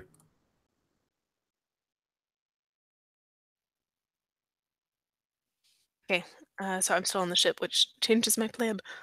Well, you could have gotten out with the rest of them if you like. Yeah, I'll follow Feidhelm. But staying behind him. And she sees him stab the spear in, and it connects. She reaches up and puts her hand right at the kind of the base of your neck. Feidhelm, you feel these cold fingers slide under the helm. And she almost squeezes the back of your neck. Says, Odin and Thor are with us this day. We will not fail. You are immune to being frightened, and you're going to gain 6 temporary hit points. And then she lets go and moves back a little bit. Nice. So you feel this emboldening inside you, Feidhelm. Frecky turns to face you, Vagnar. He's got this spear in his hand, and he's going to try and like smack you with the middle of it in the face. Oh, you moved away, didn't you? He's going to run after you then and try and stab you with it. Sorry, the AC 18. I've got my shield this time. I learned from my mistake. It's a 17 on the die, so it will still hit. 17, did you say? On the die, 18. yeah. Oh, on the die, of course. Sorry. Okay, it's not great. It's going to be 4 points of piercing damage.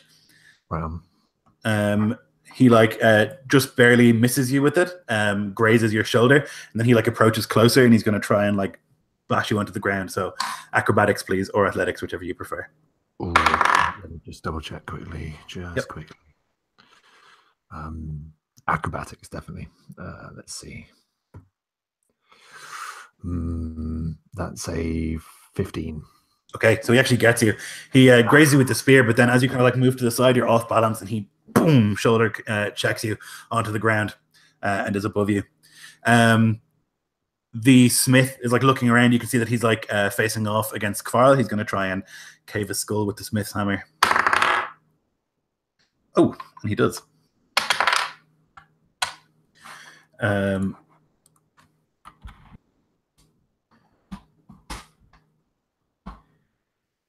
Karl takes this big hit with the hammer, like in the collarbone, and Karl like lets out this noise of agony and kind of almost falls back from where he is. And then the hunter is going to fire an arrow at Joran. Joran is critically hit. These arrows are not messing around today. Jesus. Anybody want to try and ruin that for me? Not for him. wanted to check because I'm never sure what the abilities are. So it's, ooh. Can somebody roll me a d12 and a d20? He's my man, so I'll do the honors. Oh, okay, that's good. 7 on the d12, 1 on the d20. Oh wow, that's really good. That's his arm.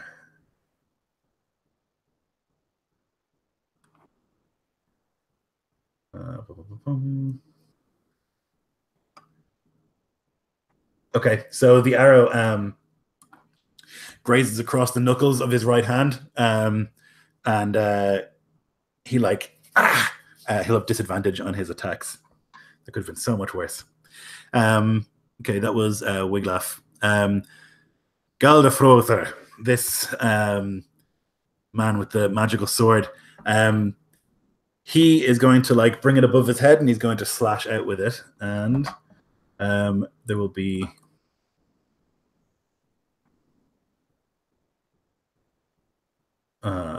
yeah, I will require Feidhelm and Sigrid to make dexterity saving throws.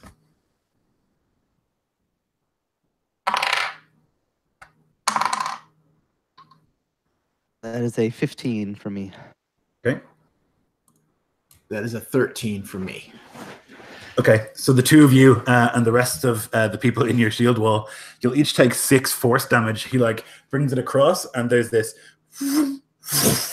and a sort of like boom that goes out. The whole like jetty kind of like wobbles, and there's like a wave, a little bit of the water as this like obvious magic power is shown.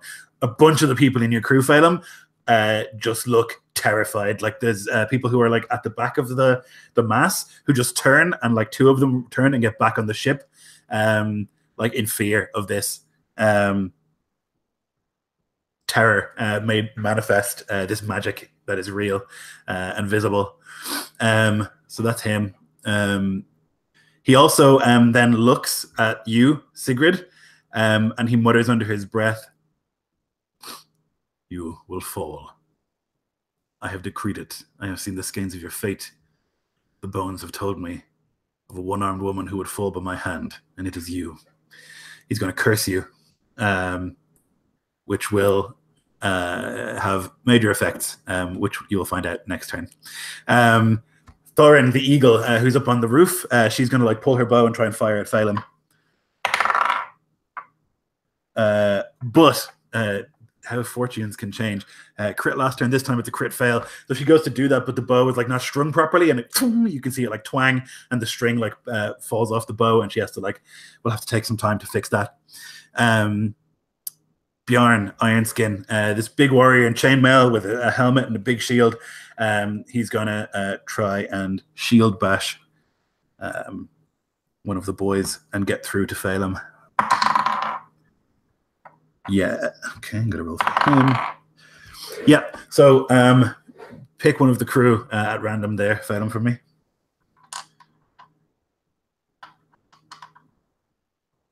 Sorry, who was up at the? I don't remember who's up at the front edge of it. Anyone you want. Just pick someone at random. They're not gonna die. Yeah, I'm gonna say that's probably the first name that I looked at was Goldbrand, one of the pirate crews. Yep. So he's standing there in the shield wall. He's like holding the shield. But this Bjarni guy just like takes his own shield and like bashes him to the side, and he like goes to get his footing, but he's on the edge of the jetty and it just misses, and he into the water with a splash. And then he like takes 2 steps forwards towards you, Feidhelm. He's going to try and spear you with a 19 on the die. For 12 piercing damage. Jesus. Sigrid's going to give him disadvantage on that. Yeah, I would. Thrust. Okay, that will end up being just a 17, which I think still hits you, right? Yeah, AC 16. Okay, yep. So again, Sigrid, you're saving his life, but you're still getting hit. The hits aren't going where they're supposed to go, but they're still grazing and cutting. And this one's probably a little bit more serious than the last one. That was Bjarn. The singer on your side encourages the crew, and he's going to throw an axe forward.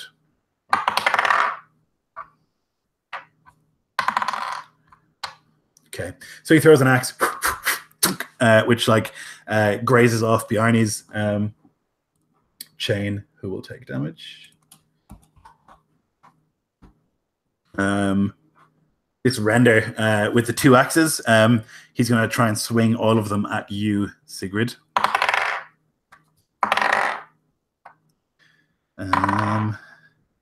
Nope. So all 3 of them, you're able to either parry or dodge. I don't even know, have you got a shield anymore? Yeah. So he's just like swinging kind of madly. There's not much technique to it, and you're better trained than that. You can see that he's telegraphing the shots big time. You're able to block them before they land.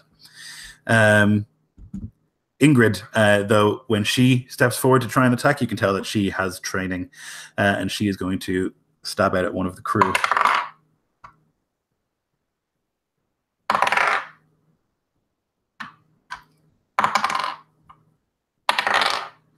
Okay.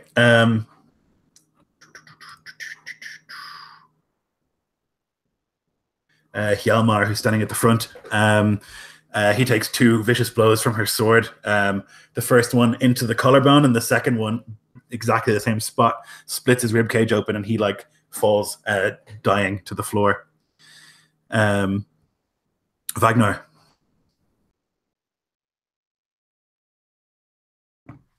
So after being struck with this massive shield bash, the wind is knocked out of Vagnar as he hits the deck. But he uses the momentum and he rolls backwards, and he's going to use his cunning action to hide amidst the chaos in the ranks, first of all. So I will quickly make a stealth check. Okay, that's pretty good. 19 in total to evade the eyes of Freki the Broad. Yep. And how far? I'm guessing I'm not going to be able to reach the man with the powerful sword, am I? You can see it from where you are. It's maybe 70 or so feet from where you are. So if you dashed, you'd be able to get there in a couple of turns. But you can see the fight is going on. You can see your ship and everything. But you've just been held up by this smith and this broad man. Yeah, they need to be taken out. So it's just, okay, it's just like purely for coolness sake. He disappears into the ranks for a second. And then this Freki is only just quick enough to spot Vagnar just leaping out of the ranks again, war axe in hand to make another sneak attack. That is a critical hit. Yeah, okay, he's going to die for sure because he doesn't have any hit points left. So you can just tell me what awful thing happens to him. Yeah, so he's not quite quick enough to bring up that shield to stop Vagnar, and the war axe is driven straight through his throat, and then Vagnar basically turns to the next guy with that blade still in his neck and does that and beheads the dude. And he's looking at the other dude whilst he does it. The smith is quite worried. Like, he's not a warrior. He just has a hammer in hand, which is why he's here. And you can see like this insane approach, this like man with a brand on his forehead. And he is afraid. I'm actually going to see how afraid he is. Afraid enough to flee. So he like looks and he's like shaking, and you can see the hammer kind of shaking in his hand. And he just takes 2 steps backwards and then begins running into one of the houses, or towards one of the houses, to get the hell away. Run the dog down. Yep. Kavarl, who he had hit, is going to try and slash him down. But he misses because Kavarl's useless. Okay. Wiglaf, the hunter, who is still kind of watching this melee, he is going to try and hide and climb up on a roof, which he succeeds in doing. But the way is open now for you and your men, Vagnar. So you can start running that way. Galdafrother, who is the magic man. This may be unpleasant. It's Sigrid's turn. How did that? Oh, sorry. Yeah. Yep. It's because Wiglaf was running. Right. That's what it was. why. Yep. Yeah. But I was cursed, and you told me that I would find out what glorious thing is going to happen on my turn. So it actually buffs him as opposed to hurting you. Oh, okay. All right, perfect. So Sigrid seeing, I can't remember which one pushed past. Was it Thorin? Bjarn. Bjarn. So she would yell, quickly, fill the shield wall from the guy that was knocked off from one of the other men behind us. And she's just going to strike out at Bjorn Ironskin, trying to get him off of Feidhelm. Okay, go for it. Sure. That is not going to do it. That is a 10. Yeah, so he's heavily armored. He's got chain and a shield. Yeah, so she just clips the part of his shield, knocking off some wood, but that's about it. Okay, no problem. Maybe she's starting to think maybe this curse is real, as the blow is so wild. Yep, I mean you see him do magic, so you must think that he can curse you. Feidhelm. Yeah, so it's Bjorn Ironskin, right? That's gotten past. So Feidhelm is going to try to kind of get around to the side of this Bjorn fellow, and I pre-rolled with a 19. Is just gonna like lean all of his weight into a front kick to just push against the shield and try to push him off the dock and hope he drowns. Okay, nice. So he makes an athletics to try and resist. Yeah, I got 19. It's 14 on the die. His athletics is okay. So he gets 19 as well, but you're the aggressor, and so just barely. I think you like do this massive kick, and like I imagine that like the heels of his boots are like hanging over the edge, and then he like just slightly leans back, and the weight is enough that he just into the water. Yeah, and with that, Feidhelm's going to turn around in kind of the heat of everything and just yell to basically anybody who's not able to get to the front lines because of how small the dock is. We have throwing spears on the boat. Arm yourselves and start heaving. Just hoping that they will follow suit. And then Feidhelm is going to turn and begin singing a song in harmony with Haukr. Their melodies like blending together into this strange mixture. As I'm going to use my Ton Battle Hymn to give anybody who can hear me who's on our side advantage against being frightened. Okay, as long as I'm doing that. And then I'm going to take a couple steps back, given that theoretically there's no one who will be able to attack at me while I do so anymore. Wisla. So I can see the magic man, and Bjarn isn't a threat anymore. Who else looks? Yeah, so there's Ingrid Finehair, this like beautiful woman that is an obvious swordsman, like more skilled than most of the others here. And then there's this Sigvald, who's got these two axes, and he's kind of just like madly slashing them around the place. They're like the obvious threats here. There's also an archer on a roof that you can see, who's been firing into the melee with some success. So the archer is too far away, but the other three, I presume, are all within 30 feet. And Wisla is from, maybe about 10 feet back behind Feidhelm. She's surveying this and watching.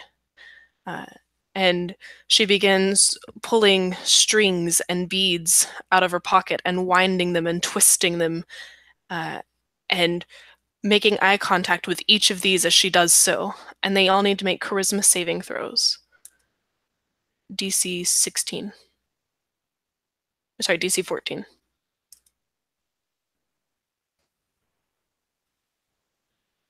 Does it affect 3 people or like all people within a certain area? Those 3. Okay. So the Galder makes it, as does, which one is he? Sigvald. But Ingrid fails. Okay. Anytime she makes an attack, she must roll a d4 and subtract it. Ooh. I've cast Bane on her. Nice. Yeah, so she can see you chanting in the back, and she like looks nervously for a second towards her Galder to see if he's going to do anything about it, but he doesn't seem bothered. Okay. Frecky is dead. Huron is gone. Wiglaf is still on the roof, or climbed up on the roof. He's going to try and shoot you in the back, Wagner, as you're like sprinting towards the the battle. Only a 14, which I think misses. It does, and it isn't skill, it's just luck. Yeah, it just thunk into the dirt next to you in the chaos. Galderfrother. So he is going to make an attack against you, Sigrid. So he has marked you, cursed you. He gets bonus damage to his rolls equal to his proficiency bonus, and he can crit on a 19 or a 20.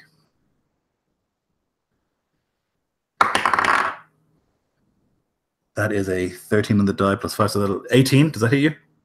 I'm going to say that it will because she hasn't really fixed her shield the way it should, so I'm only giving her +1 for her shield, so that would hit her. Okay. Oh, Jesus, that's the wrong dice.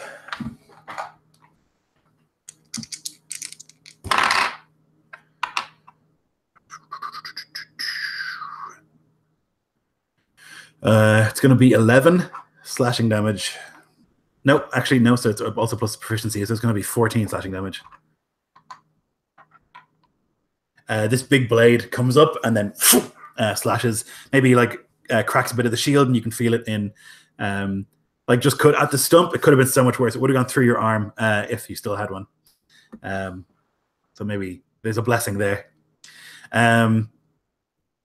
Okay, that was him. Thorin, yes, is going to restring her bow. That's her action. Bjorn is going to try not to drown. And he starts to drown. Haukr is going to throw an axe, which he connects with.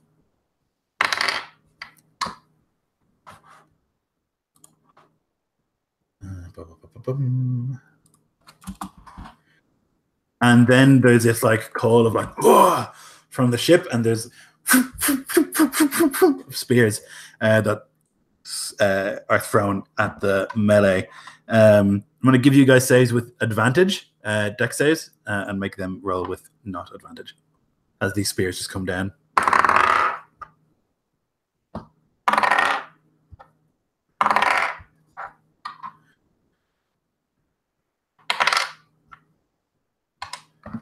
It's going to get a dex save from Feidhelm and Sigrid. I think Havisa's too far back.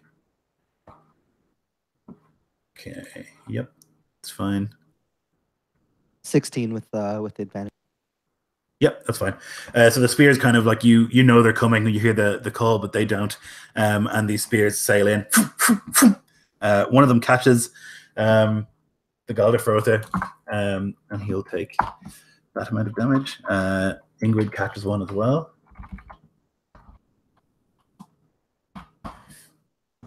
But Sigvald was able to dodge out of the way. That was your singer. Sigvald is now going to unleash a flurry towards you, Sigrid.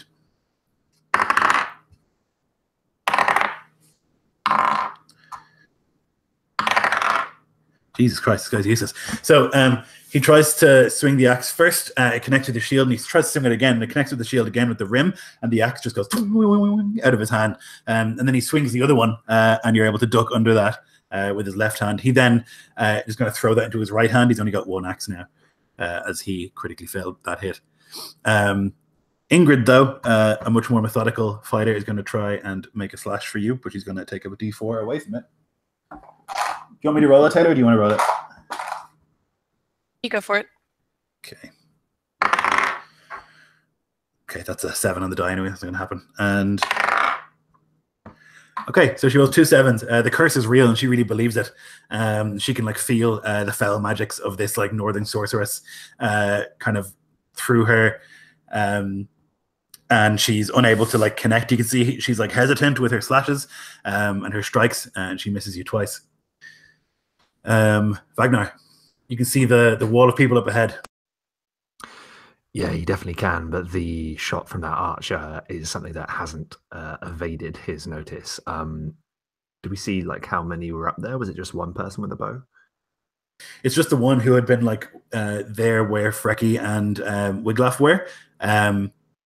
No, sorry, and Huron were. He like ran away from that fight and climbed up onto a roof, and now he's firing from there.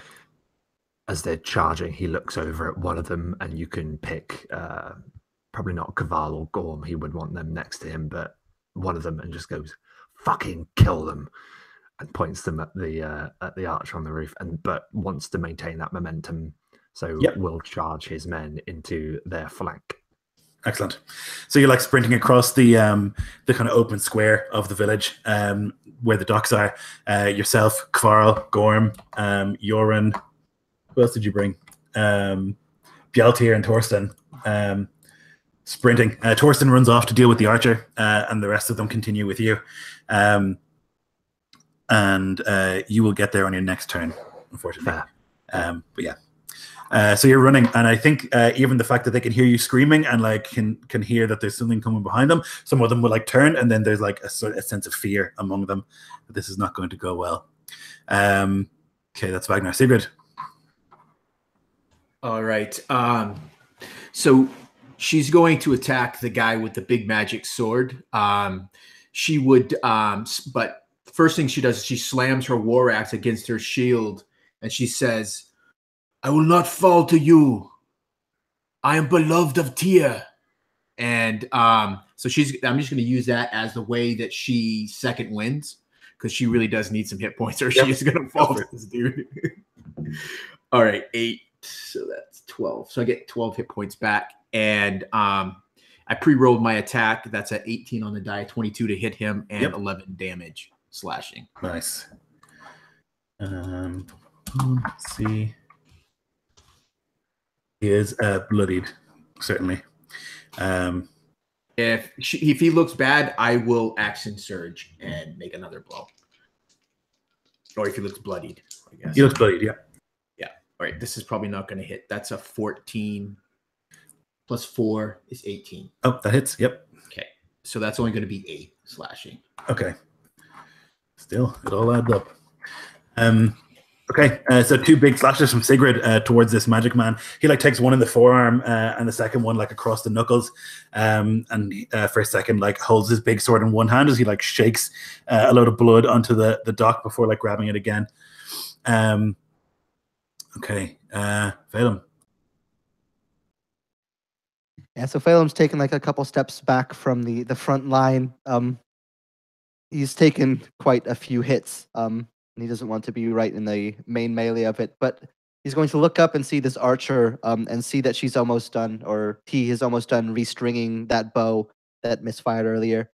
And he's going to take out one of his throwing spears, kind of pointing up a finger to aim before just hurling at him. So I have the woodkern feat, which will give me extended range on the throw.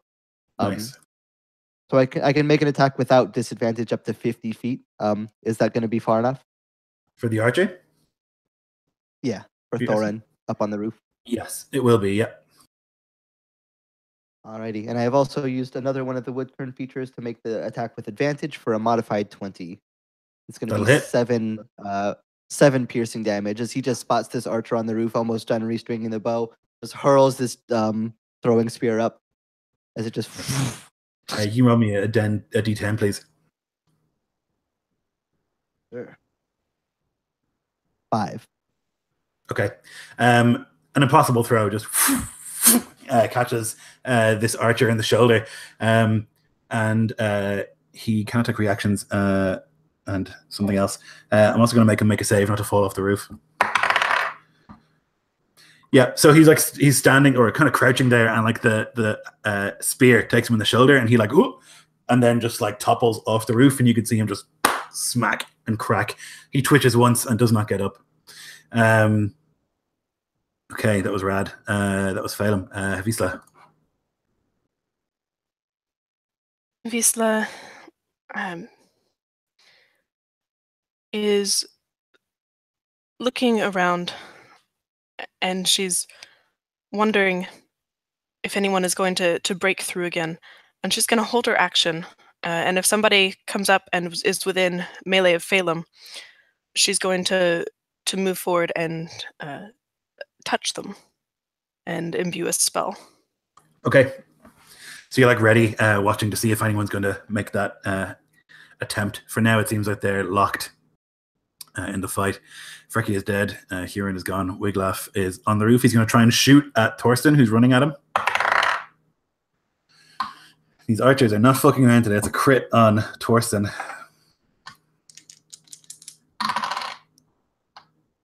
Oof. 12 damage to Thorsten. Can somebody roll me a d10?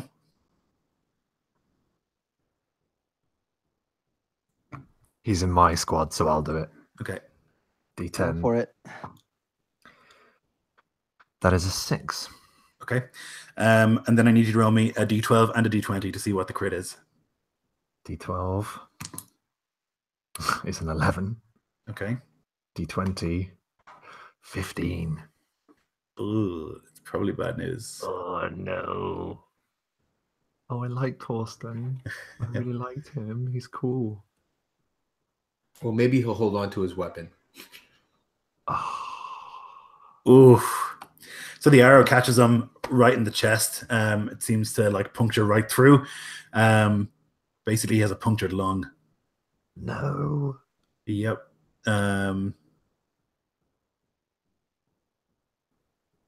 Wow. He needs to make a con save, which he fails. Okay, we'll deal with that in a moment. You don't know, basically. He takes an arrow in the chest, and he just like this wet cough that follows almost immediately, and he coughs up a bunch of blood, and then he just like stops and like falls down onto his knees. Yep. So that's going to be who is that? What the fuck is going on here? That was Tyron, wasn't it? No, that's Wiglaf, the hunter. Wiglaf, yes. Okay. Okay. So then the Galder. He begins chanting, and he like draws his thumb along the length of his very long blade, and he's like standing there doing it. He's like looking at the line, and as he like swings the blade above his head, there's going to be yeah. So once again, I'll need deck saves from yourself, Sigrid, and a bunch of the others in your group.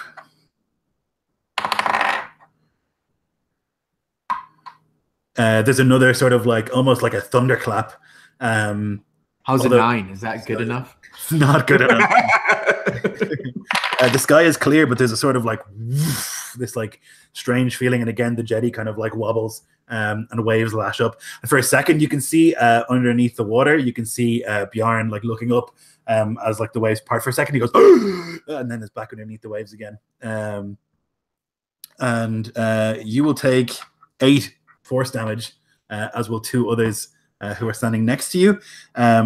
For them, that's a lot of damage. One of them, I want to roll their d10s and see what happens. Ooh, okay, so one of them just passes out immediately. Like the force is such, the concussive force, that they just like fall backwards. The other one is like standing there strong.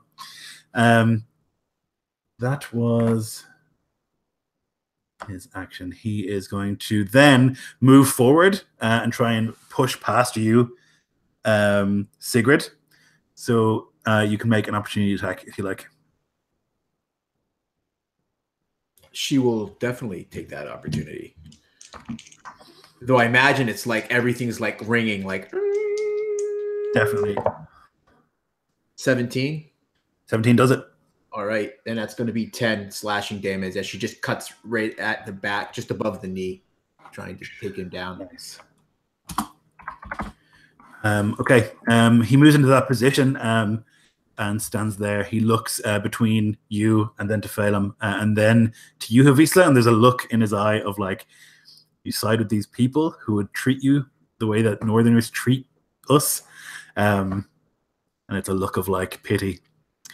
Thorin the Eagle is dead, has fallen off the roof. Bjarn is drowning. Let's see if he can swim. He can. Jesus Christ. So you can see that like Bjarn has like shaken the shield off his arm, and that he's like, and then you can see like this hand come up and like grab the jetty and the other one, and he's like pulling himself just above the edge of the water so he can He's not climbing up, but he's holding onto the edge and breathing. Seems to be weaponless and shieldless. The singer continues singing his song. Ingrid is going to step towards you then, Sigrid, and try and attack you. Okay. It's a D4 as well, right? Okay, so that will be a 18 to hit, which I think will probably do it. And the second misses. You will take 6 points of slashing from Ingrid. And then it's Vagnar's turn. You can see the wall in front of you of these people and the chaos, and you can see this like very, very tall, bald man with the tattoos, like pushing his way past Sigrid. She like slashes into his back, but he has like his eyes locked on Havisla and on Feidhelm. And you can see then the rest of these people all piled up. I think Taylor had said she had a held action, so when the Gelder stepped forward towards Feidhelm, he didn't get far enough. No. Oh, okay. He wouldn't be able to get far enough.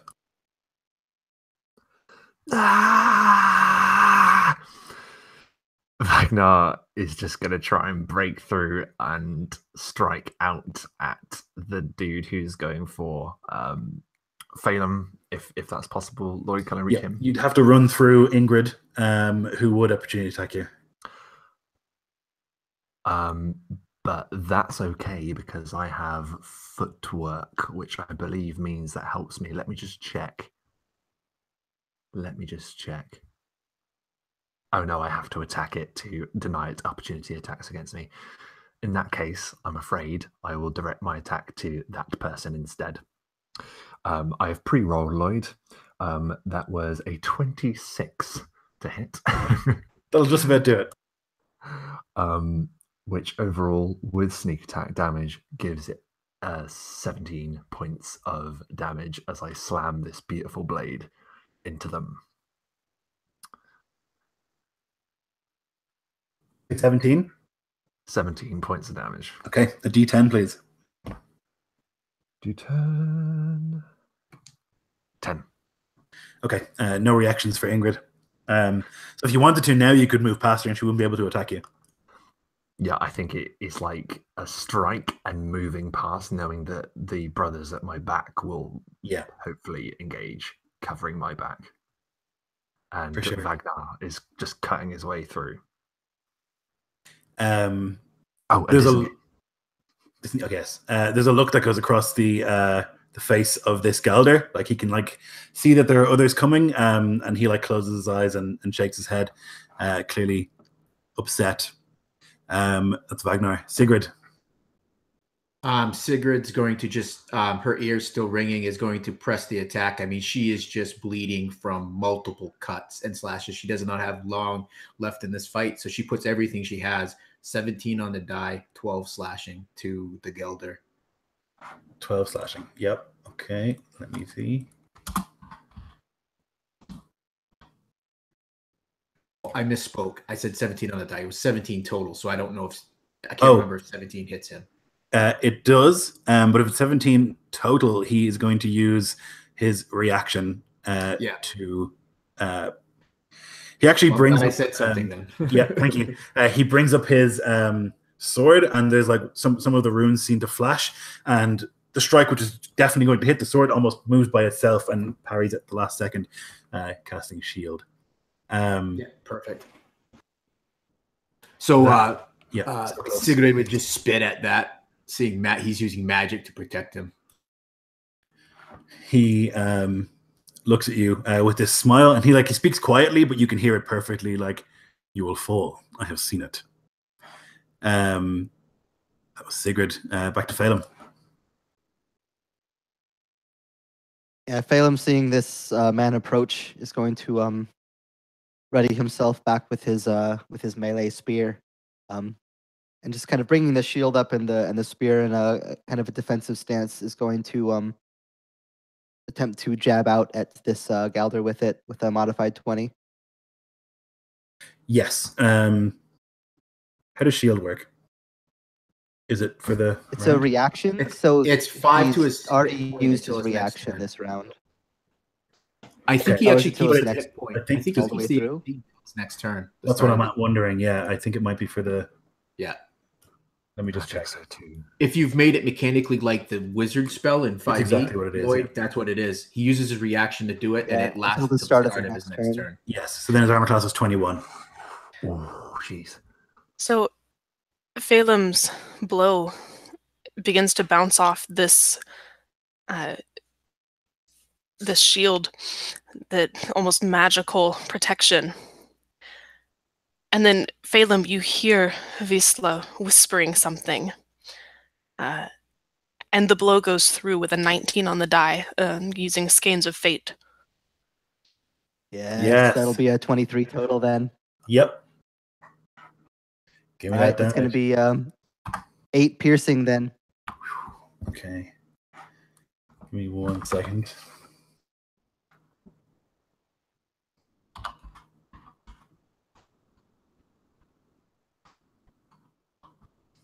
Still up, barely. You can see he's bleeding from lots of wounds. But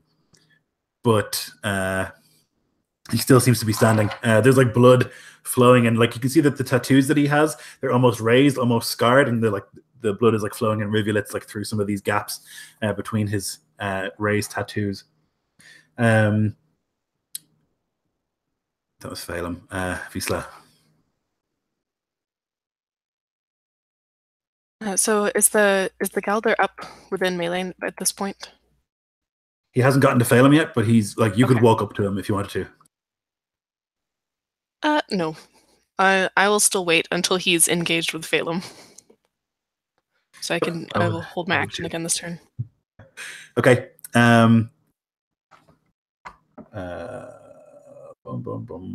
Wiglaf on the roof is going to fire another arrow at Torstein, who's like on his knees, Lurth style. And he connects. So Torstein is like run over there, and he's got this arrow in his chest. He's like, and you can see, well, maybe you can't. You couldn't, Wagner, because you're facing the wrong way. But I think that Wisla and Feidhelm would see this like archer like take a couple of steps to the edge of the roof, and then just like line up this perfect shot and fire, and it catches him right in the throat, and Torstein falls dead. Galder is going to blow your tiny minds with what's going to happen now. It's going to be real unpleasant. So, sorry, just let me find it. So he begins to like speak in this language that maybe you would recognize, maybe not. It's very musical and lyrical. It sounds almost like a tune that you would hear the singer sing, but something older and grander. And as he like does it, you can see that there's clouds like form from nothing. Like the sky was clear, and then just there are clouds, and he like points his blade towards you, Feidhelm, and I'll need you to make a dex save, please.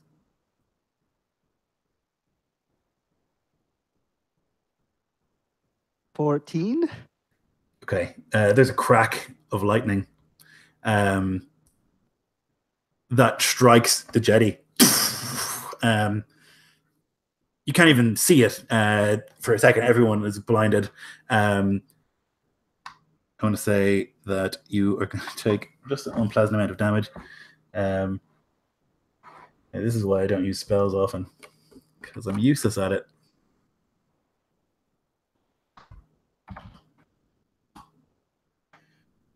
Where the fuck is it?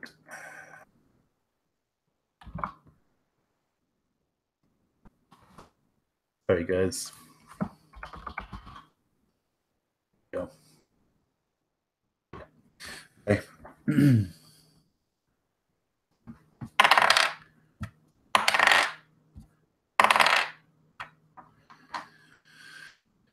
14 lightning damage as it like cracks. I'm also trying to see if Wisla is close enough. You're within 5 feet of them, are you? Oh, it's 10 feet. Then yes. Make a save for me, please, Fiesla.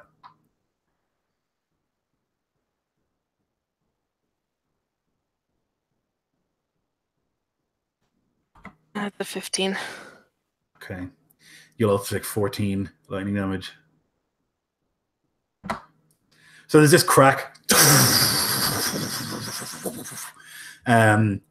Parts of the jetty are like exploded from the impact. And to everyone else, it's just this blinding flash. And when it clears, you can see he's like standing there with this like smile on his face, but he looks like he's aged from that. He looks tired and exhausted. And there's like suddenly like really thick bags under his eyes. He's like breathing heavily, but he seems to be pleased. He takes a faltering step towards you, Feidhelm. Perhaps he'd be exceptionally pleased, as when the flash of light clears, Feidhelm's been sent backwards, sprawling onto the ground. That'll put me down by a lot. I had 7 HP left before that. So, Wagner, you would see like this man who you're running towards, like point a sword, lightning cracks, and Feidhelm falls down onto the ground. You can see like coursing over Havista still. There's like parts of this lightning, and she's like, her hair is standing on end. And he like slowly is advancing towards him. That's going to be him. Thorin is dead. Bjorn is drowning. He's going to try and pull himself back up onto the dock now. But he fails. He's like trying, and you can see he's like got this armor on. He's like pulling and pulling and pulling. But then like somebody will step and the jetty will wobble a little bit, and you won't be able to make yourself back up onto the dock itself. The singer would have been totally in the right area to be hit by it. Let's see if he made a nope. Haukr struck by lightning also.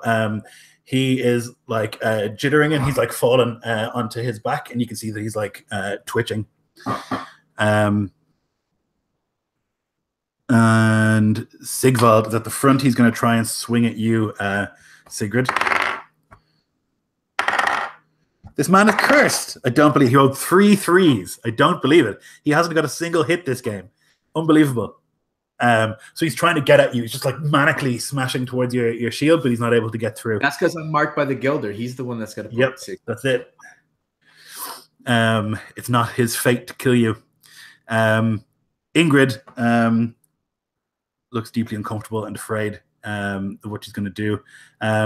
She is going to rush towards you, Wagner, as she thinks that Sigrid is dealt with by the looks of things. From the heavy bleeding and stuff, she doesn't think it'll take long. First one's going to miss with the D4. Oh, actually, can you make a concentration for me, Visa? If Bane is concentration spell, which I assume. I actually don't remember if it is. It's an 11 on the die. Okay, that'll That's make it, my- I think. Okay. Right, it's 10 or half the damage. So yeah, yep. Okay, so then this Ingrid woman is trying to get at you. The first attack misses. The second, I don't believe it. It's a crit, but it's not because of the D4. It's a 20 on the D20, but it's -2 with the D4, so it'll definitely hit you, but it won't be a crit. You're very generous. I'm very unhappy with you, Taylor, stealing all of my fucking crits from me. It's going to be 8 slashing damage. Yeah. In the back as you're like running to try and save Feidhelm from this approaching man. Ingrid, Wagner. Yeah, he takes the brunt of the attack, but something obviously strange is happening that stops that from being a killing strike or a critical strike. And he's screaming, just trying to get his way through the ranks and the chaos. I pre-rolled. It's a 22 to hit, but I know it went up a bit, didn't it? So, has he gone since then? No, so it's for 21, so you will still hit. Yeah, he called lightning, so he definitely went. Oh, he went. Yeah. Yep. Yeah. So I do connect. The damage with sneak attack will be 17 points of damage. Oh, I think that's going to do it. Yep, that's 80. Tell me. So he's if you don't mind, this is going to be a bit. It might be a bit of a piss take. You can tell me if it is or if it isn't. But he's lifting this sword up as if to do a coup de grace upon Feidhelm, and Ragnar gets to him, grabs hold of that sword, okay, and he wrenches it back out of his grip and just puts it through him. Yeah, he's not expecting it. He's almost in this sort of like trance-like state where he's like approaching, and he like has the sword up, and then you like grab it. He's like off balance for a second, and if you were looking, I guess maybe Risa, you would see he just like closes his eyes and looks, and then you run him through. Gods aren't with you today. He like falls to his knees and then onto the ground, and he's like twitching, but you can see that he like manages to like grab the hilt of a dagger that he has attached to his leg. He's like twitching and like bleeding, and he like smiles and lets out a sigh. And that is the end of him. That was Ragnar. Sigrid. You can see the looks on the faces of the people around here that this Galder has fallen. They look horrified and apt to break. Yeah, Sigurd would see that and she would take advantage of it. She would say, "Not everyone needs to go to Valhalla today. Throw down your weapons." At this point, Sigrid doesn't even know that Feidhelm has been blown back. I mean, she probably has like bits of this jetty stuck in her face. So she would say that, probably wondering why Feidhelm isn't saying that behind her. And so she would give that opportunity. So she's going to hold her action, Lloyd, that if they don't throw weapons down, if anyone gets aggressive, she'll attack whoever the first aggressive person is. No problem. You can see that Ingrid, who's like basically now standing next to you, she was in front of you. She like looks around and sees the writing on the wall, and relaxes her shield and her sword. All right. And she like steps next to you. Hell of a fight. But no such response from Sigvald, who seems to just be an insane person.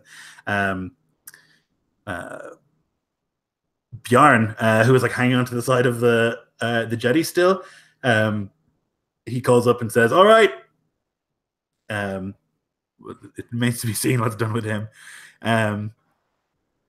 Sigrid, Feidhelm, death save. 5. Oof. One down. Okay, Wisla. I would like to do a medicine check or something on Feidhelm. Wound-wise, go for it.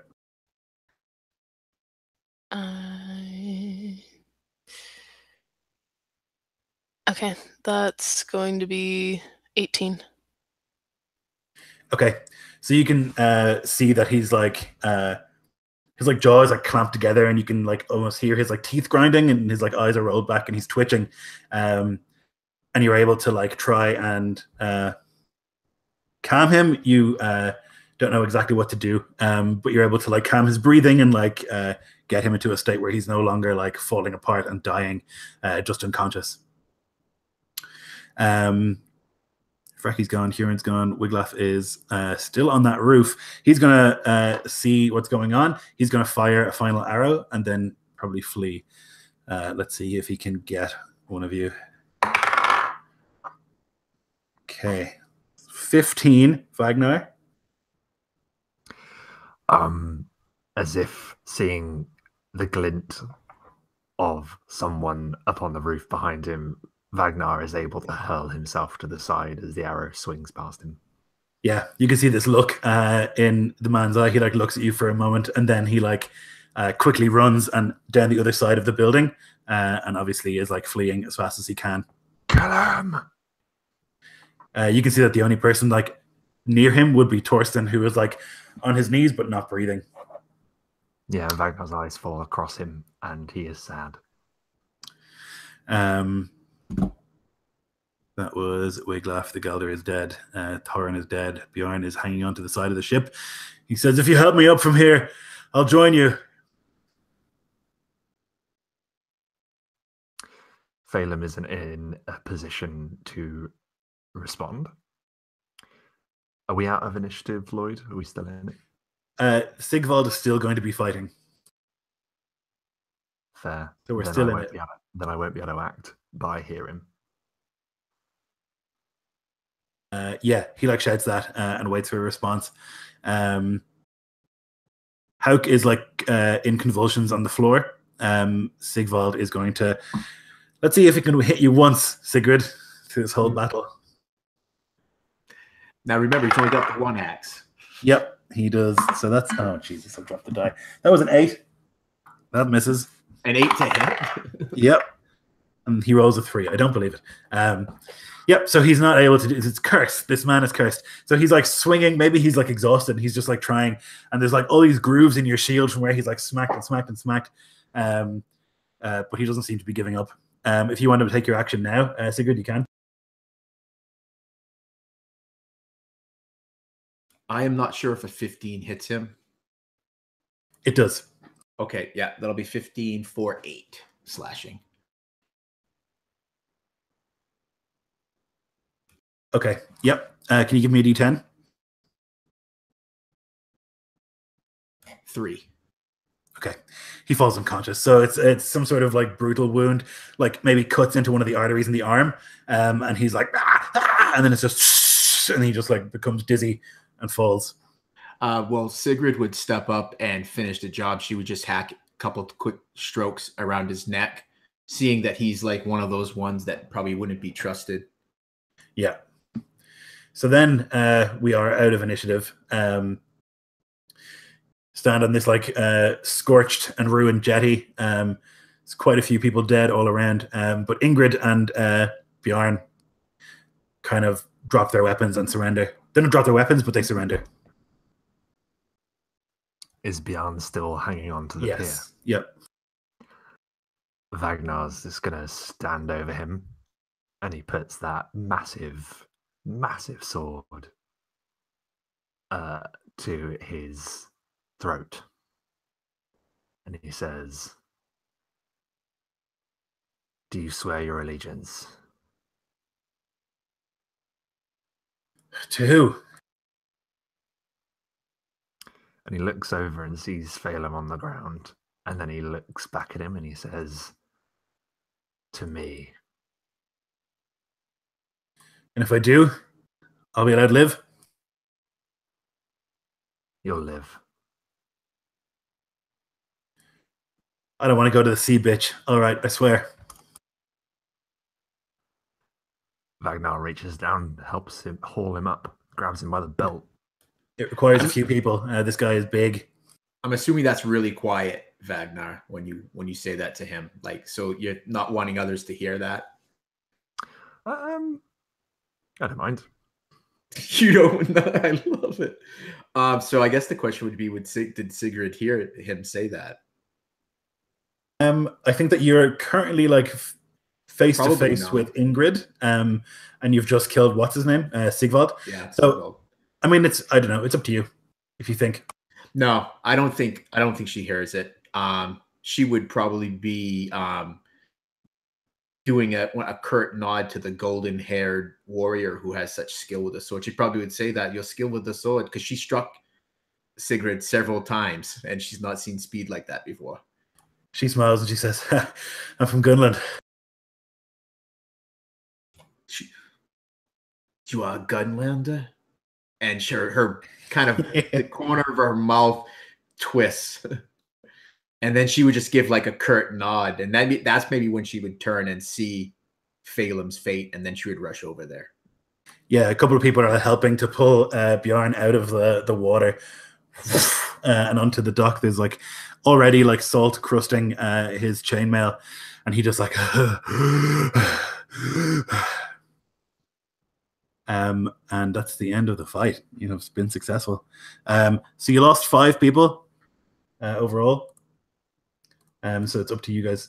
Torsten is one of them, definitely, but the rest is up to you to decide. And we'll go through loot and stuff like that in a second. We'll take a quick break there if you guys want to grab something to drink, and we'll finish up when we get back. Oh, I have an idea. Okay.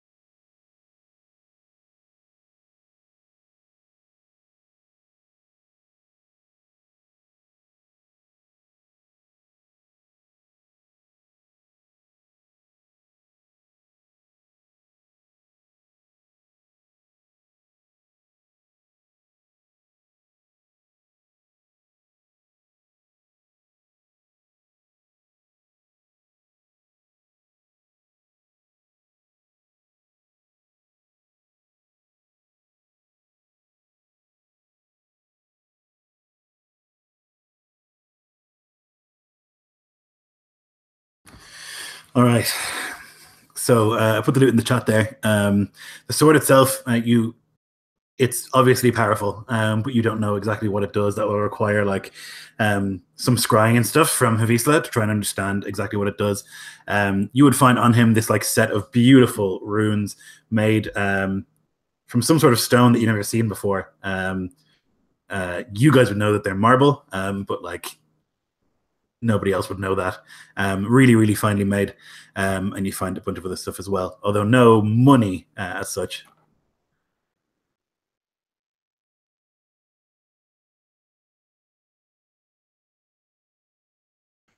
I'd say a little bit of time has gone by, and you've like moved into the village itself potentially. Can I ask, potentially, Yoren be one of those that fell? He had gone. Where did he go? He rushed the. He came with Vagnar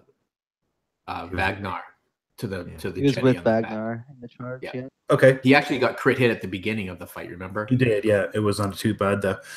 If you like. So he's I'm going to say he's dying on the floor, and Vagnar's just going to go up and kneel down next to him as he's breathing heavily, and he takes that draw skin bag with the fish that he trod on, and he empties the contents of it into his mouth and puts his hand over his mouth, kicks a weapon from his hand.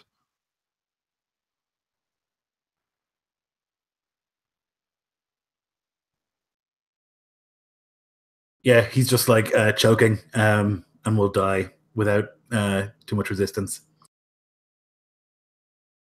Vagnar makes sure that he looks him in the eye. Are you making a point of doing that quietly and quietly? Yeah. Okay, can you give me a stealth then? Because this is like a major crime to do to somebody. That is a 19 on the die. Let me look just in case, though. Just in case they do need to roll. That's 28 because I got a 9 in stealth. Okay. Speciality. So you quietly murder this man and condemn him to hell, while like the rest of the men are looking around for loot and things like that.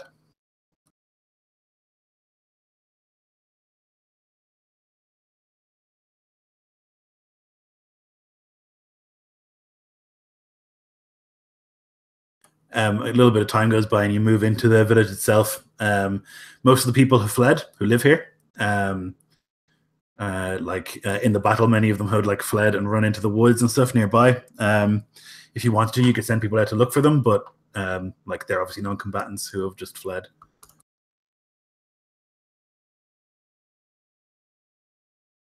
Am I still unconscious? Roll me a d4.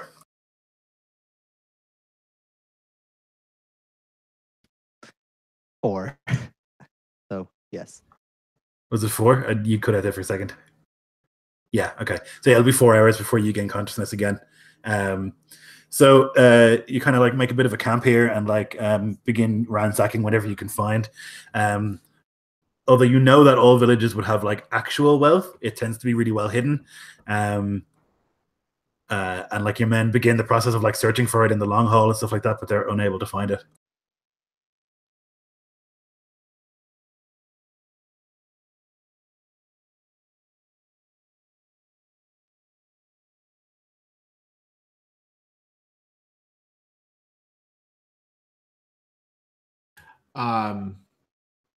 Maybe we would ask. I'm just trying to see the names. Ingrid, I think Ingrid was one of them.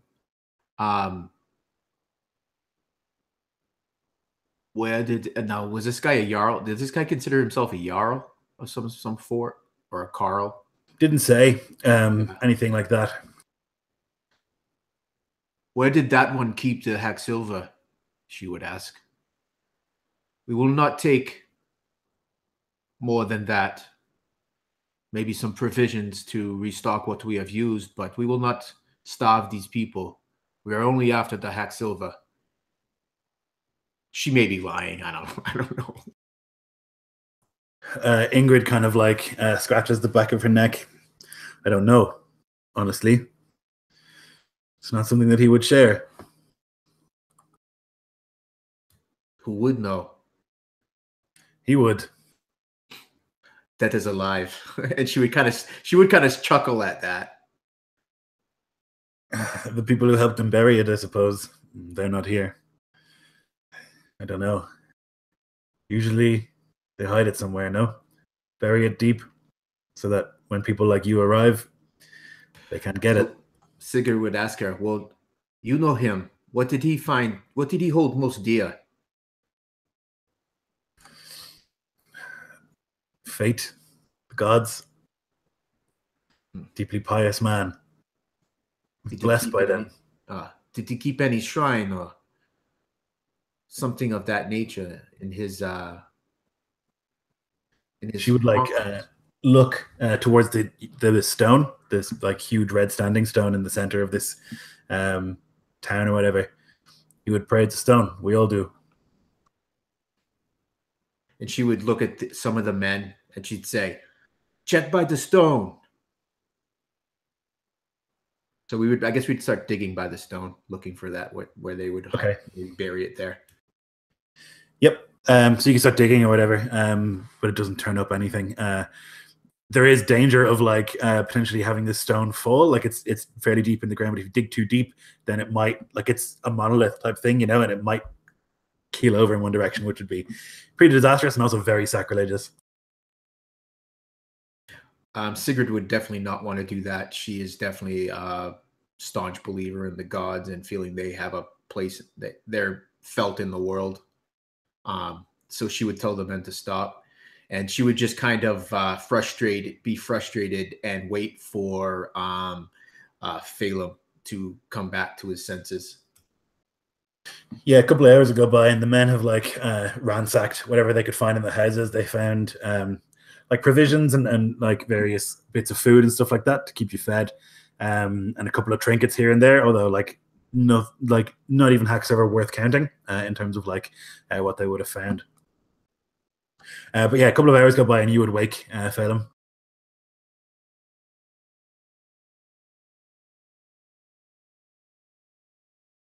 I think Visla's probably right there next to you. Yeah, as Feidhelm's eyes like finally like flit open, just like let out a huge groan, just like shaking his head at like just this immense pain from all the cuts and then this like massive electric shock. But after a little bit of orienting himself and realizing that he's not dead, he would look and find Havisla there. Well, I'm guessing by the fact that I'm not in the corpse hall that we won. At some cost, but yes, we were victorious. Good. Oh, sorry. Go ahead. I was just going to say Sigurd was probably sitting nearby as well, just refastening some leathers from her shield. And when you come awake, and she would just add to the end, but no Haukr though. They have hidden it well. We could not find it while you rested, good Karl.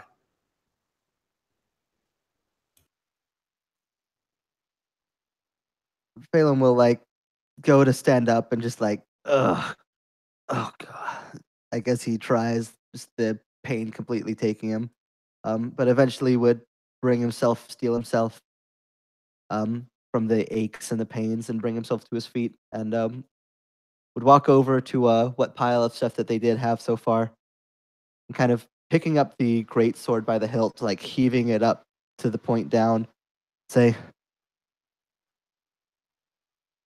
this is probably worth more than any amount of Haukr that we could find.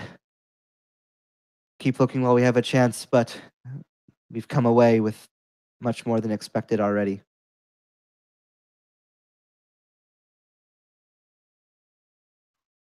Still wet with his blood.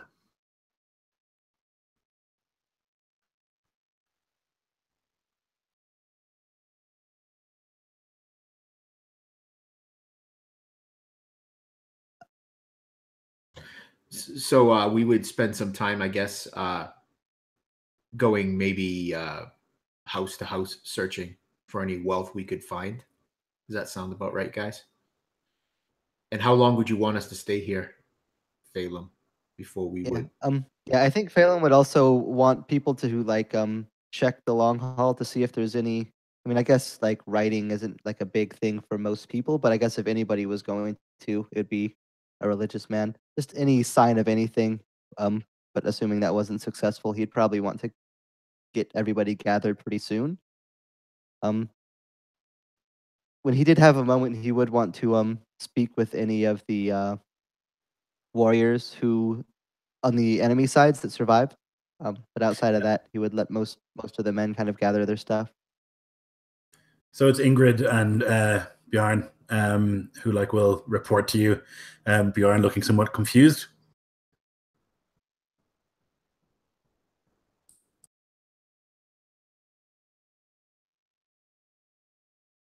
Well, two of you survived, looks like. I don't see any point in any more needless death. And your talents would be useful. If you agree to swear an oath, I'll allow you to join us in our crew. You'll have the same share of anything that anybody else does, as long as you're loyal.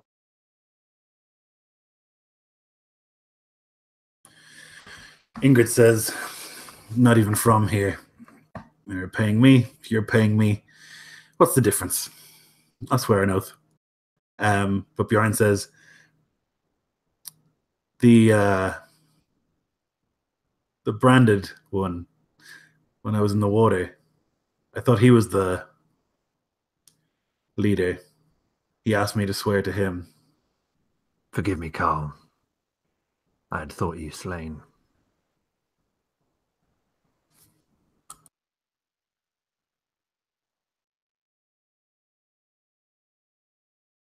Phelan gives you, Vagnar, like a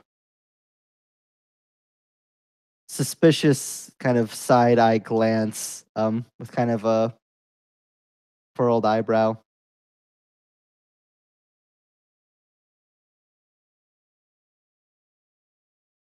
Well, can sort that out later. If you report to him, he reports to me, all the same. All right. You do find, looking through the long hall, you can find like Sigrid. You can find in the quarters that would have been the Skalders. There's like a cloth map that you can find. Like really rare to find a map of anywhere. You can find a bunch of other nonsense that you would think is like religiously powerful. So like wooden bowls and like cups and stuff that have been carved with certain images. Lots of things that have like runes carved into them. That kind of thing. But you would find this particular cloth map, and you can see like the coast is definitely the part of the coast that you have been at. It's kind of a map of the surrounding area, and there is like a note, a rune for wealth stamped at a certain mountain.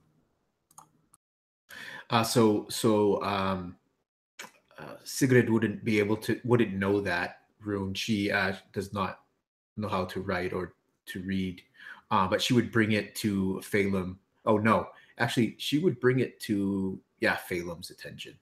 She would bring it to him, and she would probably try not to. I'm sorry. She would probably try not to disturb too much other of the religious stuff. She doesn't want to bring any bad mojo onto herself. Yeah, Phelan would wave after seeing the map. Would wave Avisla over and say, "What do you make of this?"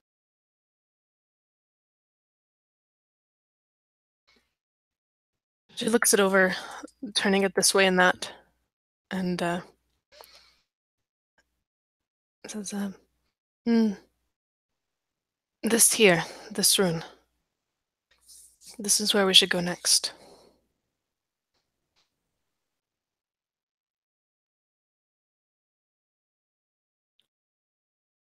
Phelan would smile at that. Good. Gisela would tell Phelim in private what the rune means, but knowing there are so many ears listening, that's all she says. What are the populace of this settlement? How many would you have enthralled?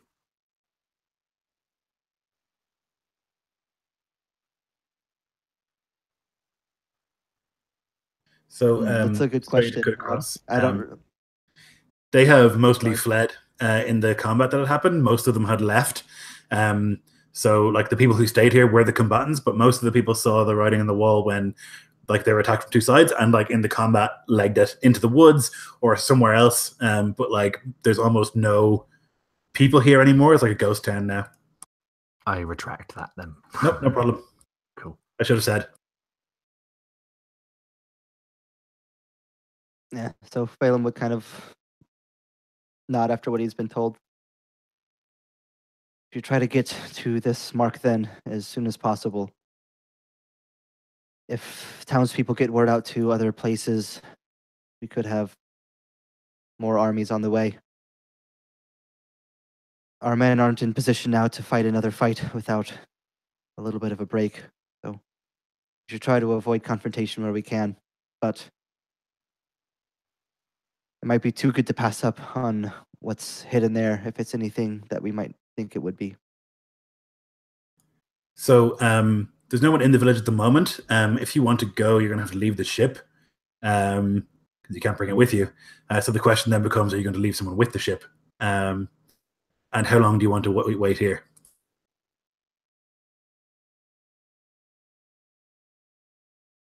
You said it's a 2-day travel one way, from what we would gather from the map. Looks to be, yeah.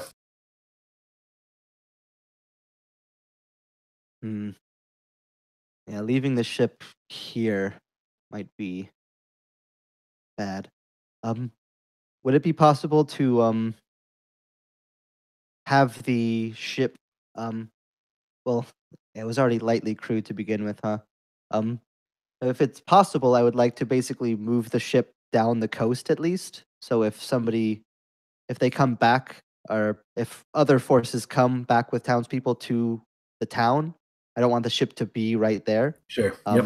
But I don't know if so that way we could basically send some people with a ship down the coast, have the others travel inland to that marking, and then basically triangle back to where we would move the ship. Okay. Could I just ask a quick question? What would we know, like the closest settlements from this one? I think that's your concern, right, Jeff? Is that we're 4 days out and back if everything goes well. Yeah, you wouldn't know yourself, but they are marked on the map. So the settlements that you were going to go to are both about a day's travel from this village. So the other two that you were considering going to. And there are kind of smaller villages dotted around the place as well. They're all marked on the map, which I will like send to you guys at some stage so you can have a look. But yeah, that's what you would know. We could always withdraw and return, gather our strength. It's a good point. We have the map. We know where it is. I guess there's no rush to get it right now. If we can rebuild, take what we have so far. Upon hearing that, Sigurd would chime in. She would say, there's no guarantee that it would still be there, Karl. As I was talking to one of the others, they said that that man and the man who bore that sword had others help him hide his wealth. If we leave here, it's a good chance that they know where it is. They will move it. If that's true, then they're going to beat us to it anyways.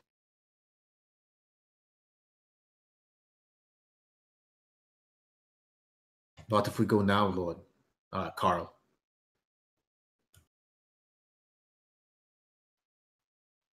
Her words have merit. 4 days is 4 days is a long way. A long time to wait.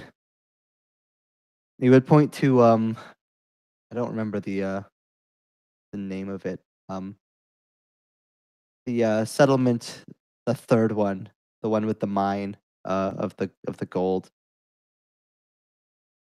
Whichever one that one was called. We point to that one and say, Yeah. this settlement will be well guarded. We'll have proper warriors, more than the ones that we fought here, many more. If we rush for this buried treasure, if that even is what it is, they could easily meet us on the way back. Catch us as we try to make it back to our ship while we're split in our forces. We wouldn't stand a chance. Sigrid would spit and she would look at you, Feidhelm, and say, did we not go to reave to gain wealth? You need to grab your skirts.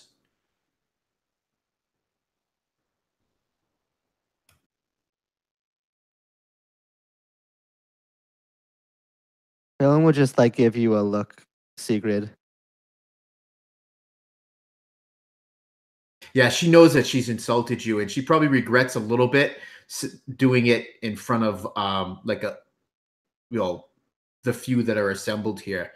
But she's too stubborn to back down from what she said. She just kind of looks at you sternly. Ragnar senses this and he cuts in. He says, there is a way we can achieve the best of both worlds. We can potentially send a small incursion force, find what is hidden there, and the rest withdraw on the ship and return within 4 days. Certainly no one is trusting you with any amount of wealth, Ragnar. Did I elect myself? No.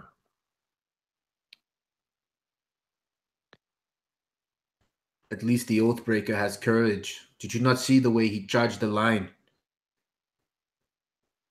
All the wealth in the south does us no good if we die trying to get it, Sigrid. It isn't a matter of courage. Then What we you're drink in suggesting is Valhalla. lunacy. What are you afraid of?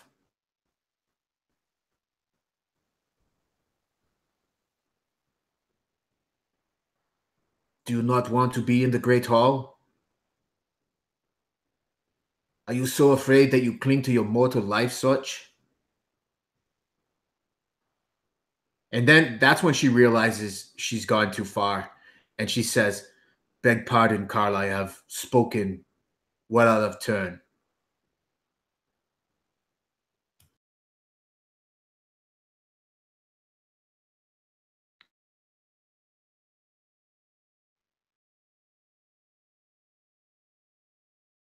We're surely not the only ones who know the location of that wealth. And knowing what's happened, it'll be a top priority for anybody who knows its location. Not only the townspeople here, but word will spread of what's happened. The townspeople will be much more likely to share its location and its recovery with their friends and allies nearby. If we go there, we will not be there alone.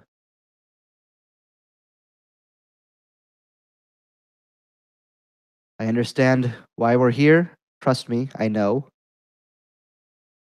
I feel like we've gathered enough from this location at this time.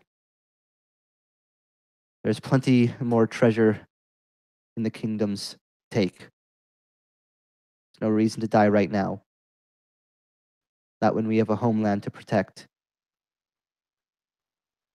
We already have a sword beyond most people's dreams. Not only that, but inscribed with who knows what power in it. Along with his personal runes, his collection of inscribed gear. We've already gathered much more money than we could have hoped for across those items. While a pile of silver would be nice, there's plenty of places where piles of silver can be won. Places less prepared and less ready, where we can strike with surprise. I think those should be higher priority than potentially meeting with the Jarl's army further inland.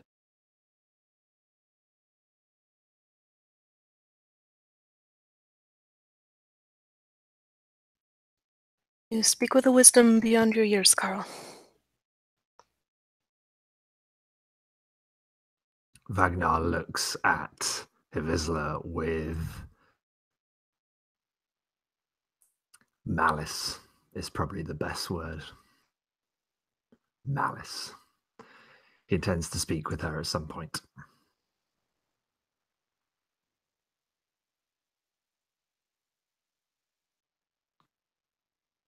Then, unless there are further objections, I've decided we'll pull out with whatever we can take right now, including anything from the long haul that we might have missed. We'll set out. There are plenty more places to take. He would look to Avisla. In the meantime, if you could have a look at the sword, the runes, and his personal rune set as well. We can find out what they are, anything that you might know. It would be very helpful into knowing how much we may have gathered. I will do as you say, In the Karl. meantime, get everything else. Thank you. In the meantime, let's get everything else that we have loaded up, get our men, and get ready to set off. So the men begin to set to all those various tasks, getting things ready. And evening starts to fall. A couple of fires are lit in the houses to keep you warm, although it's quite balmy down in this part of the world compared to what you're used to.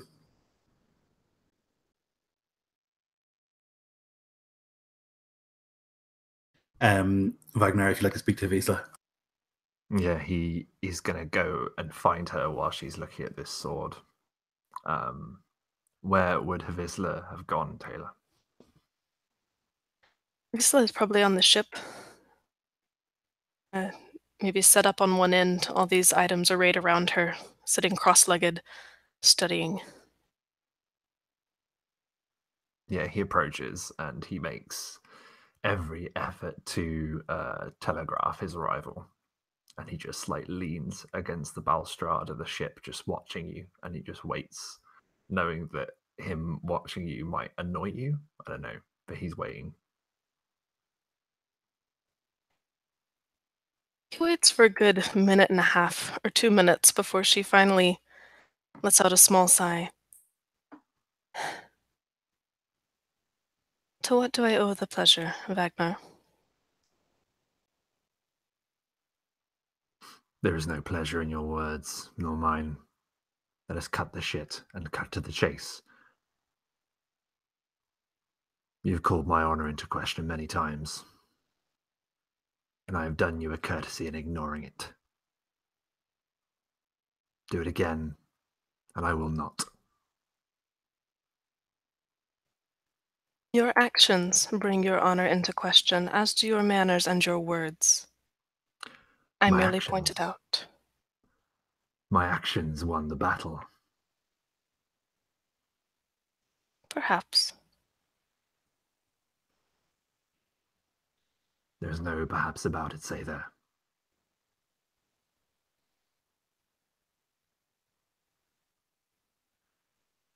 Great is the weight of pride, and it will be your downfall, Wagner. You who claim to change the tide of a battle, you who claim victory. Did you do it alone? Were there not others?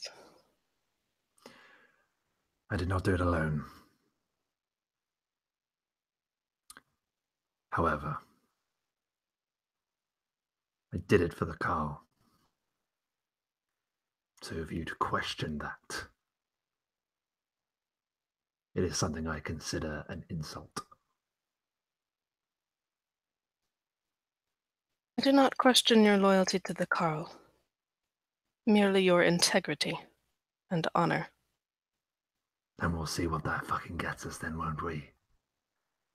You think there's integrity in what we do here?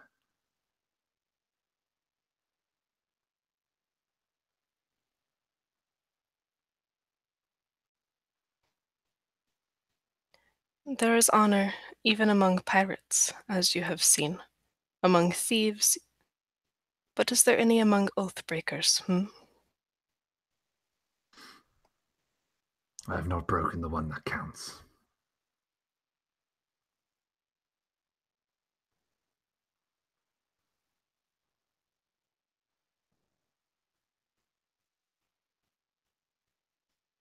Am I supposed to be impressed by that? No, but I expect you to remember what I've said.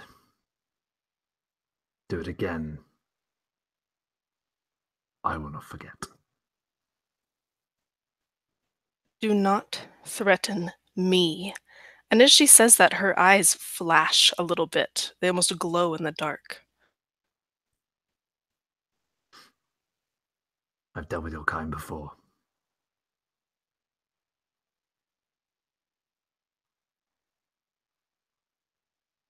You do not frighten me. Nor you me. And they say there are wise. And he turns, giving you a smile, and walks away. She ignores his departure and returns to her study of the runes.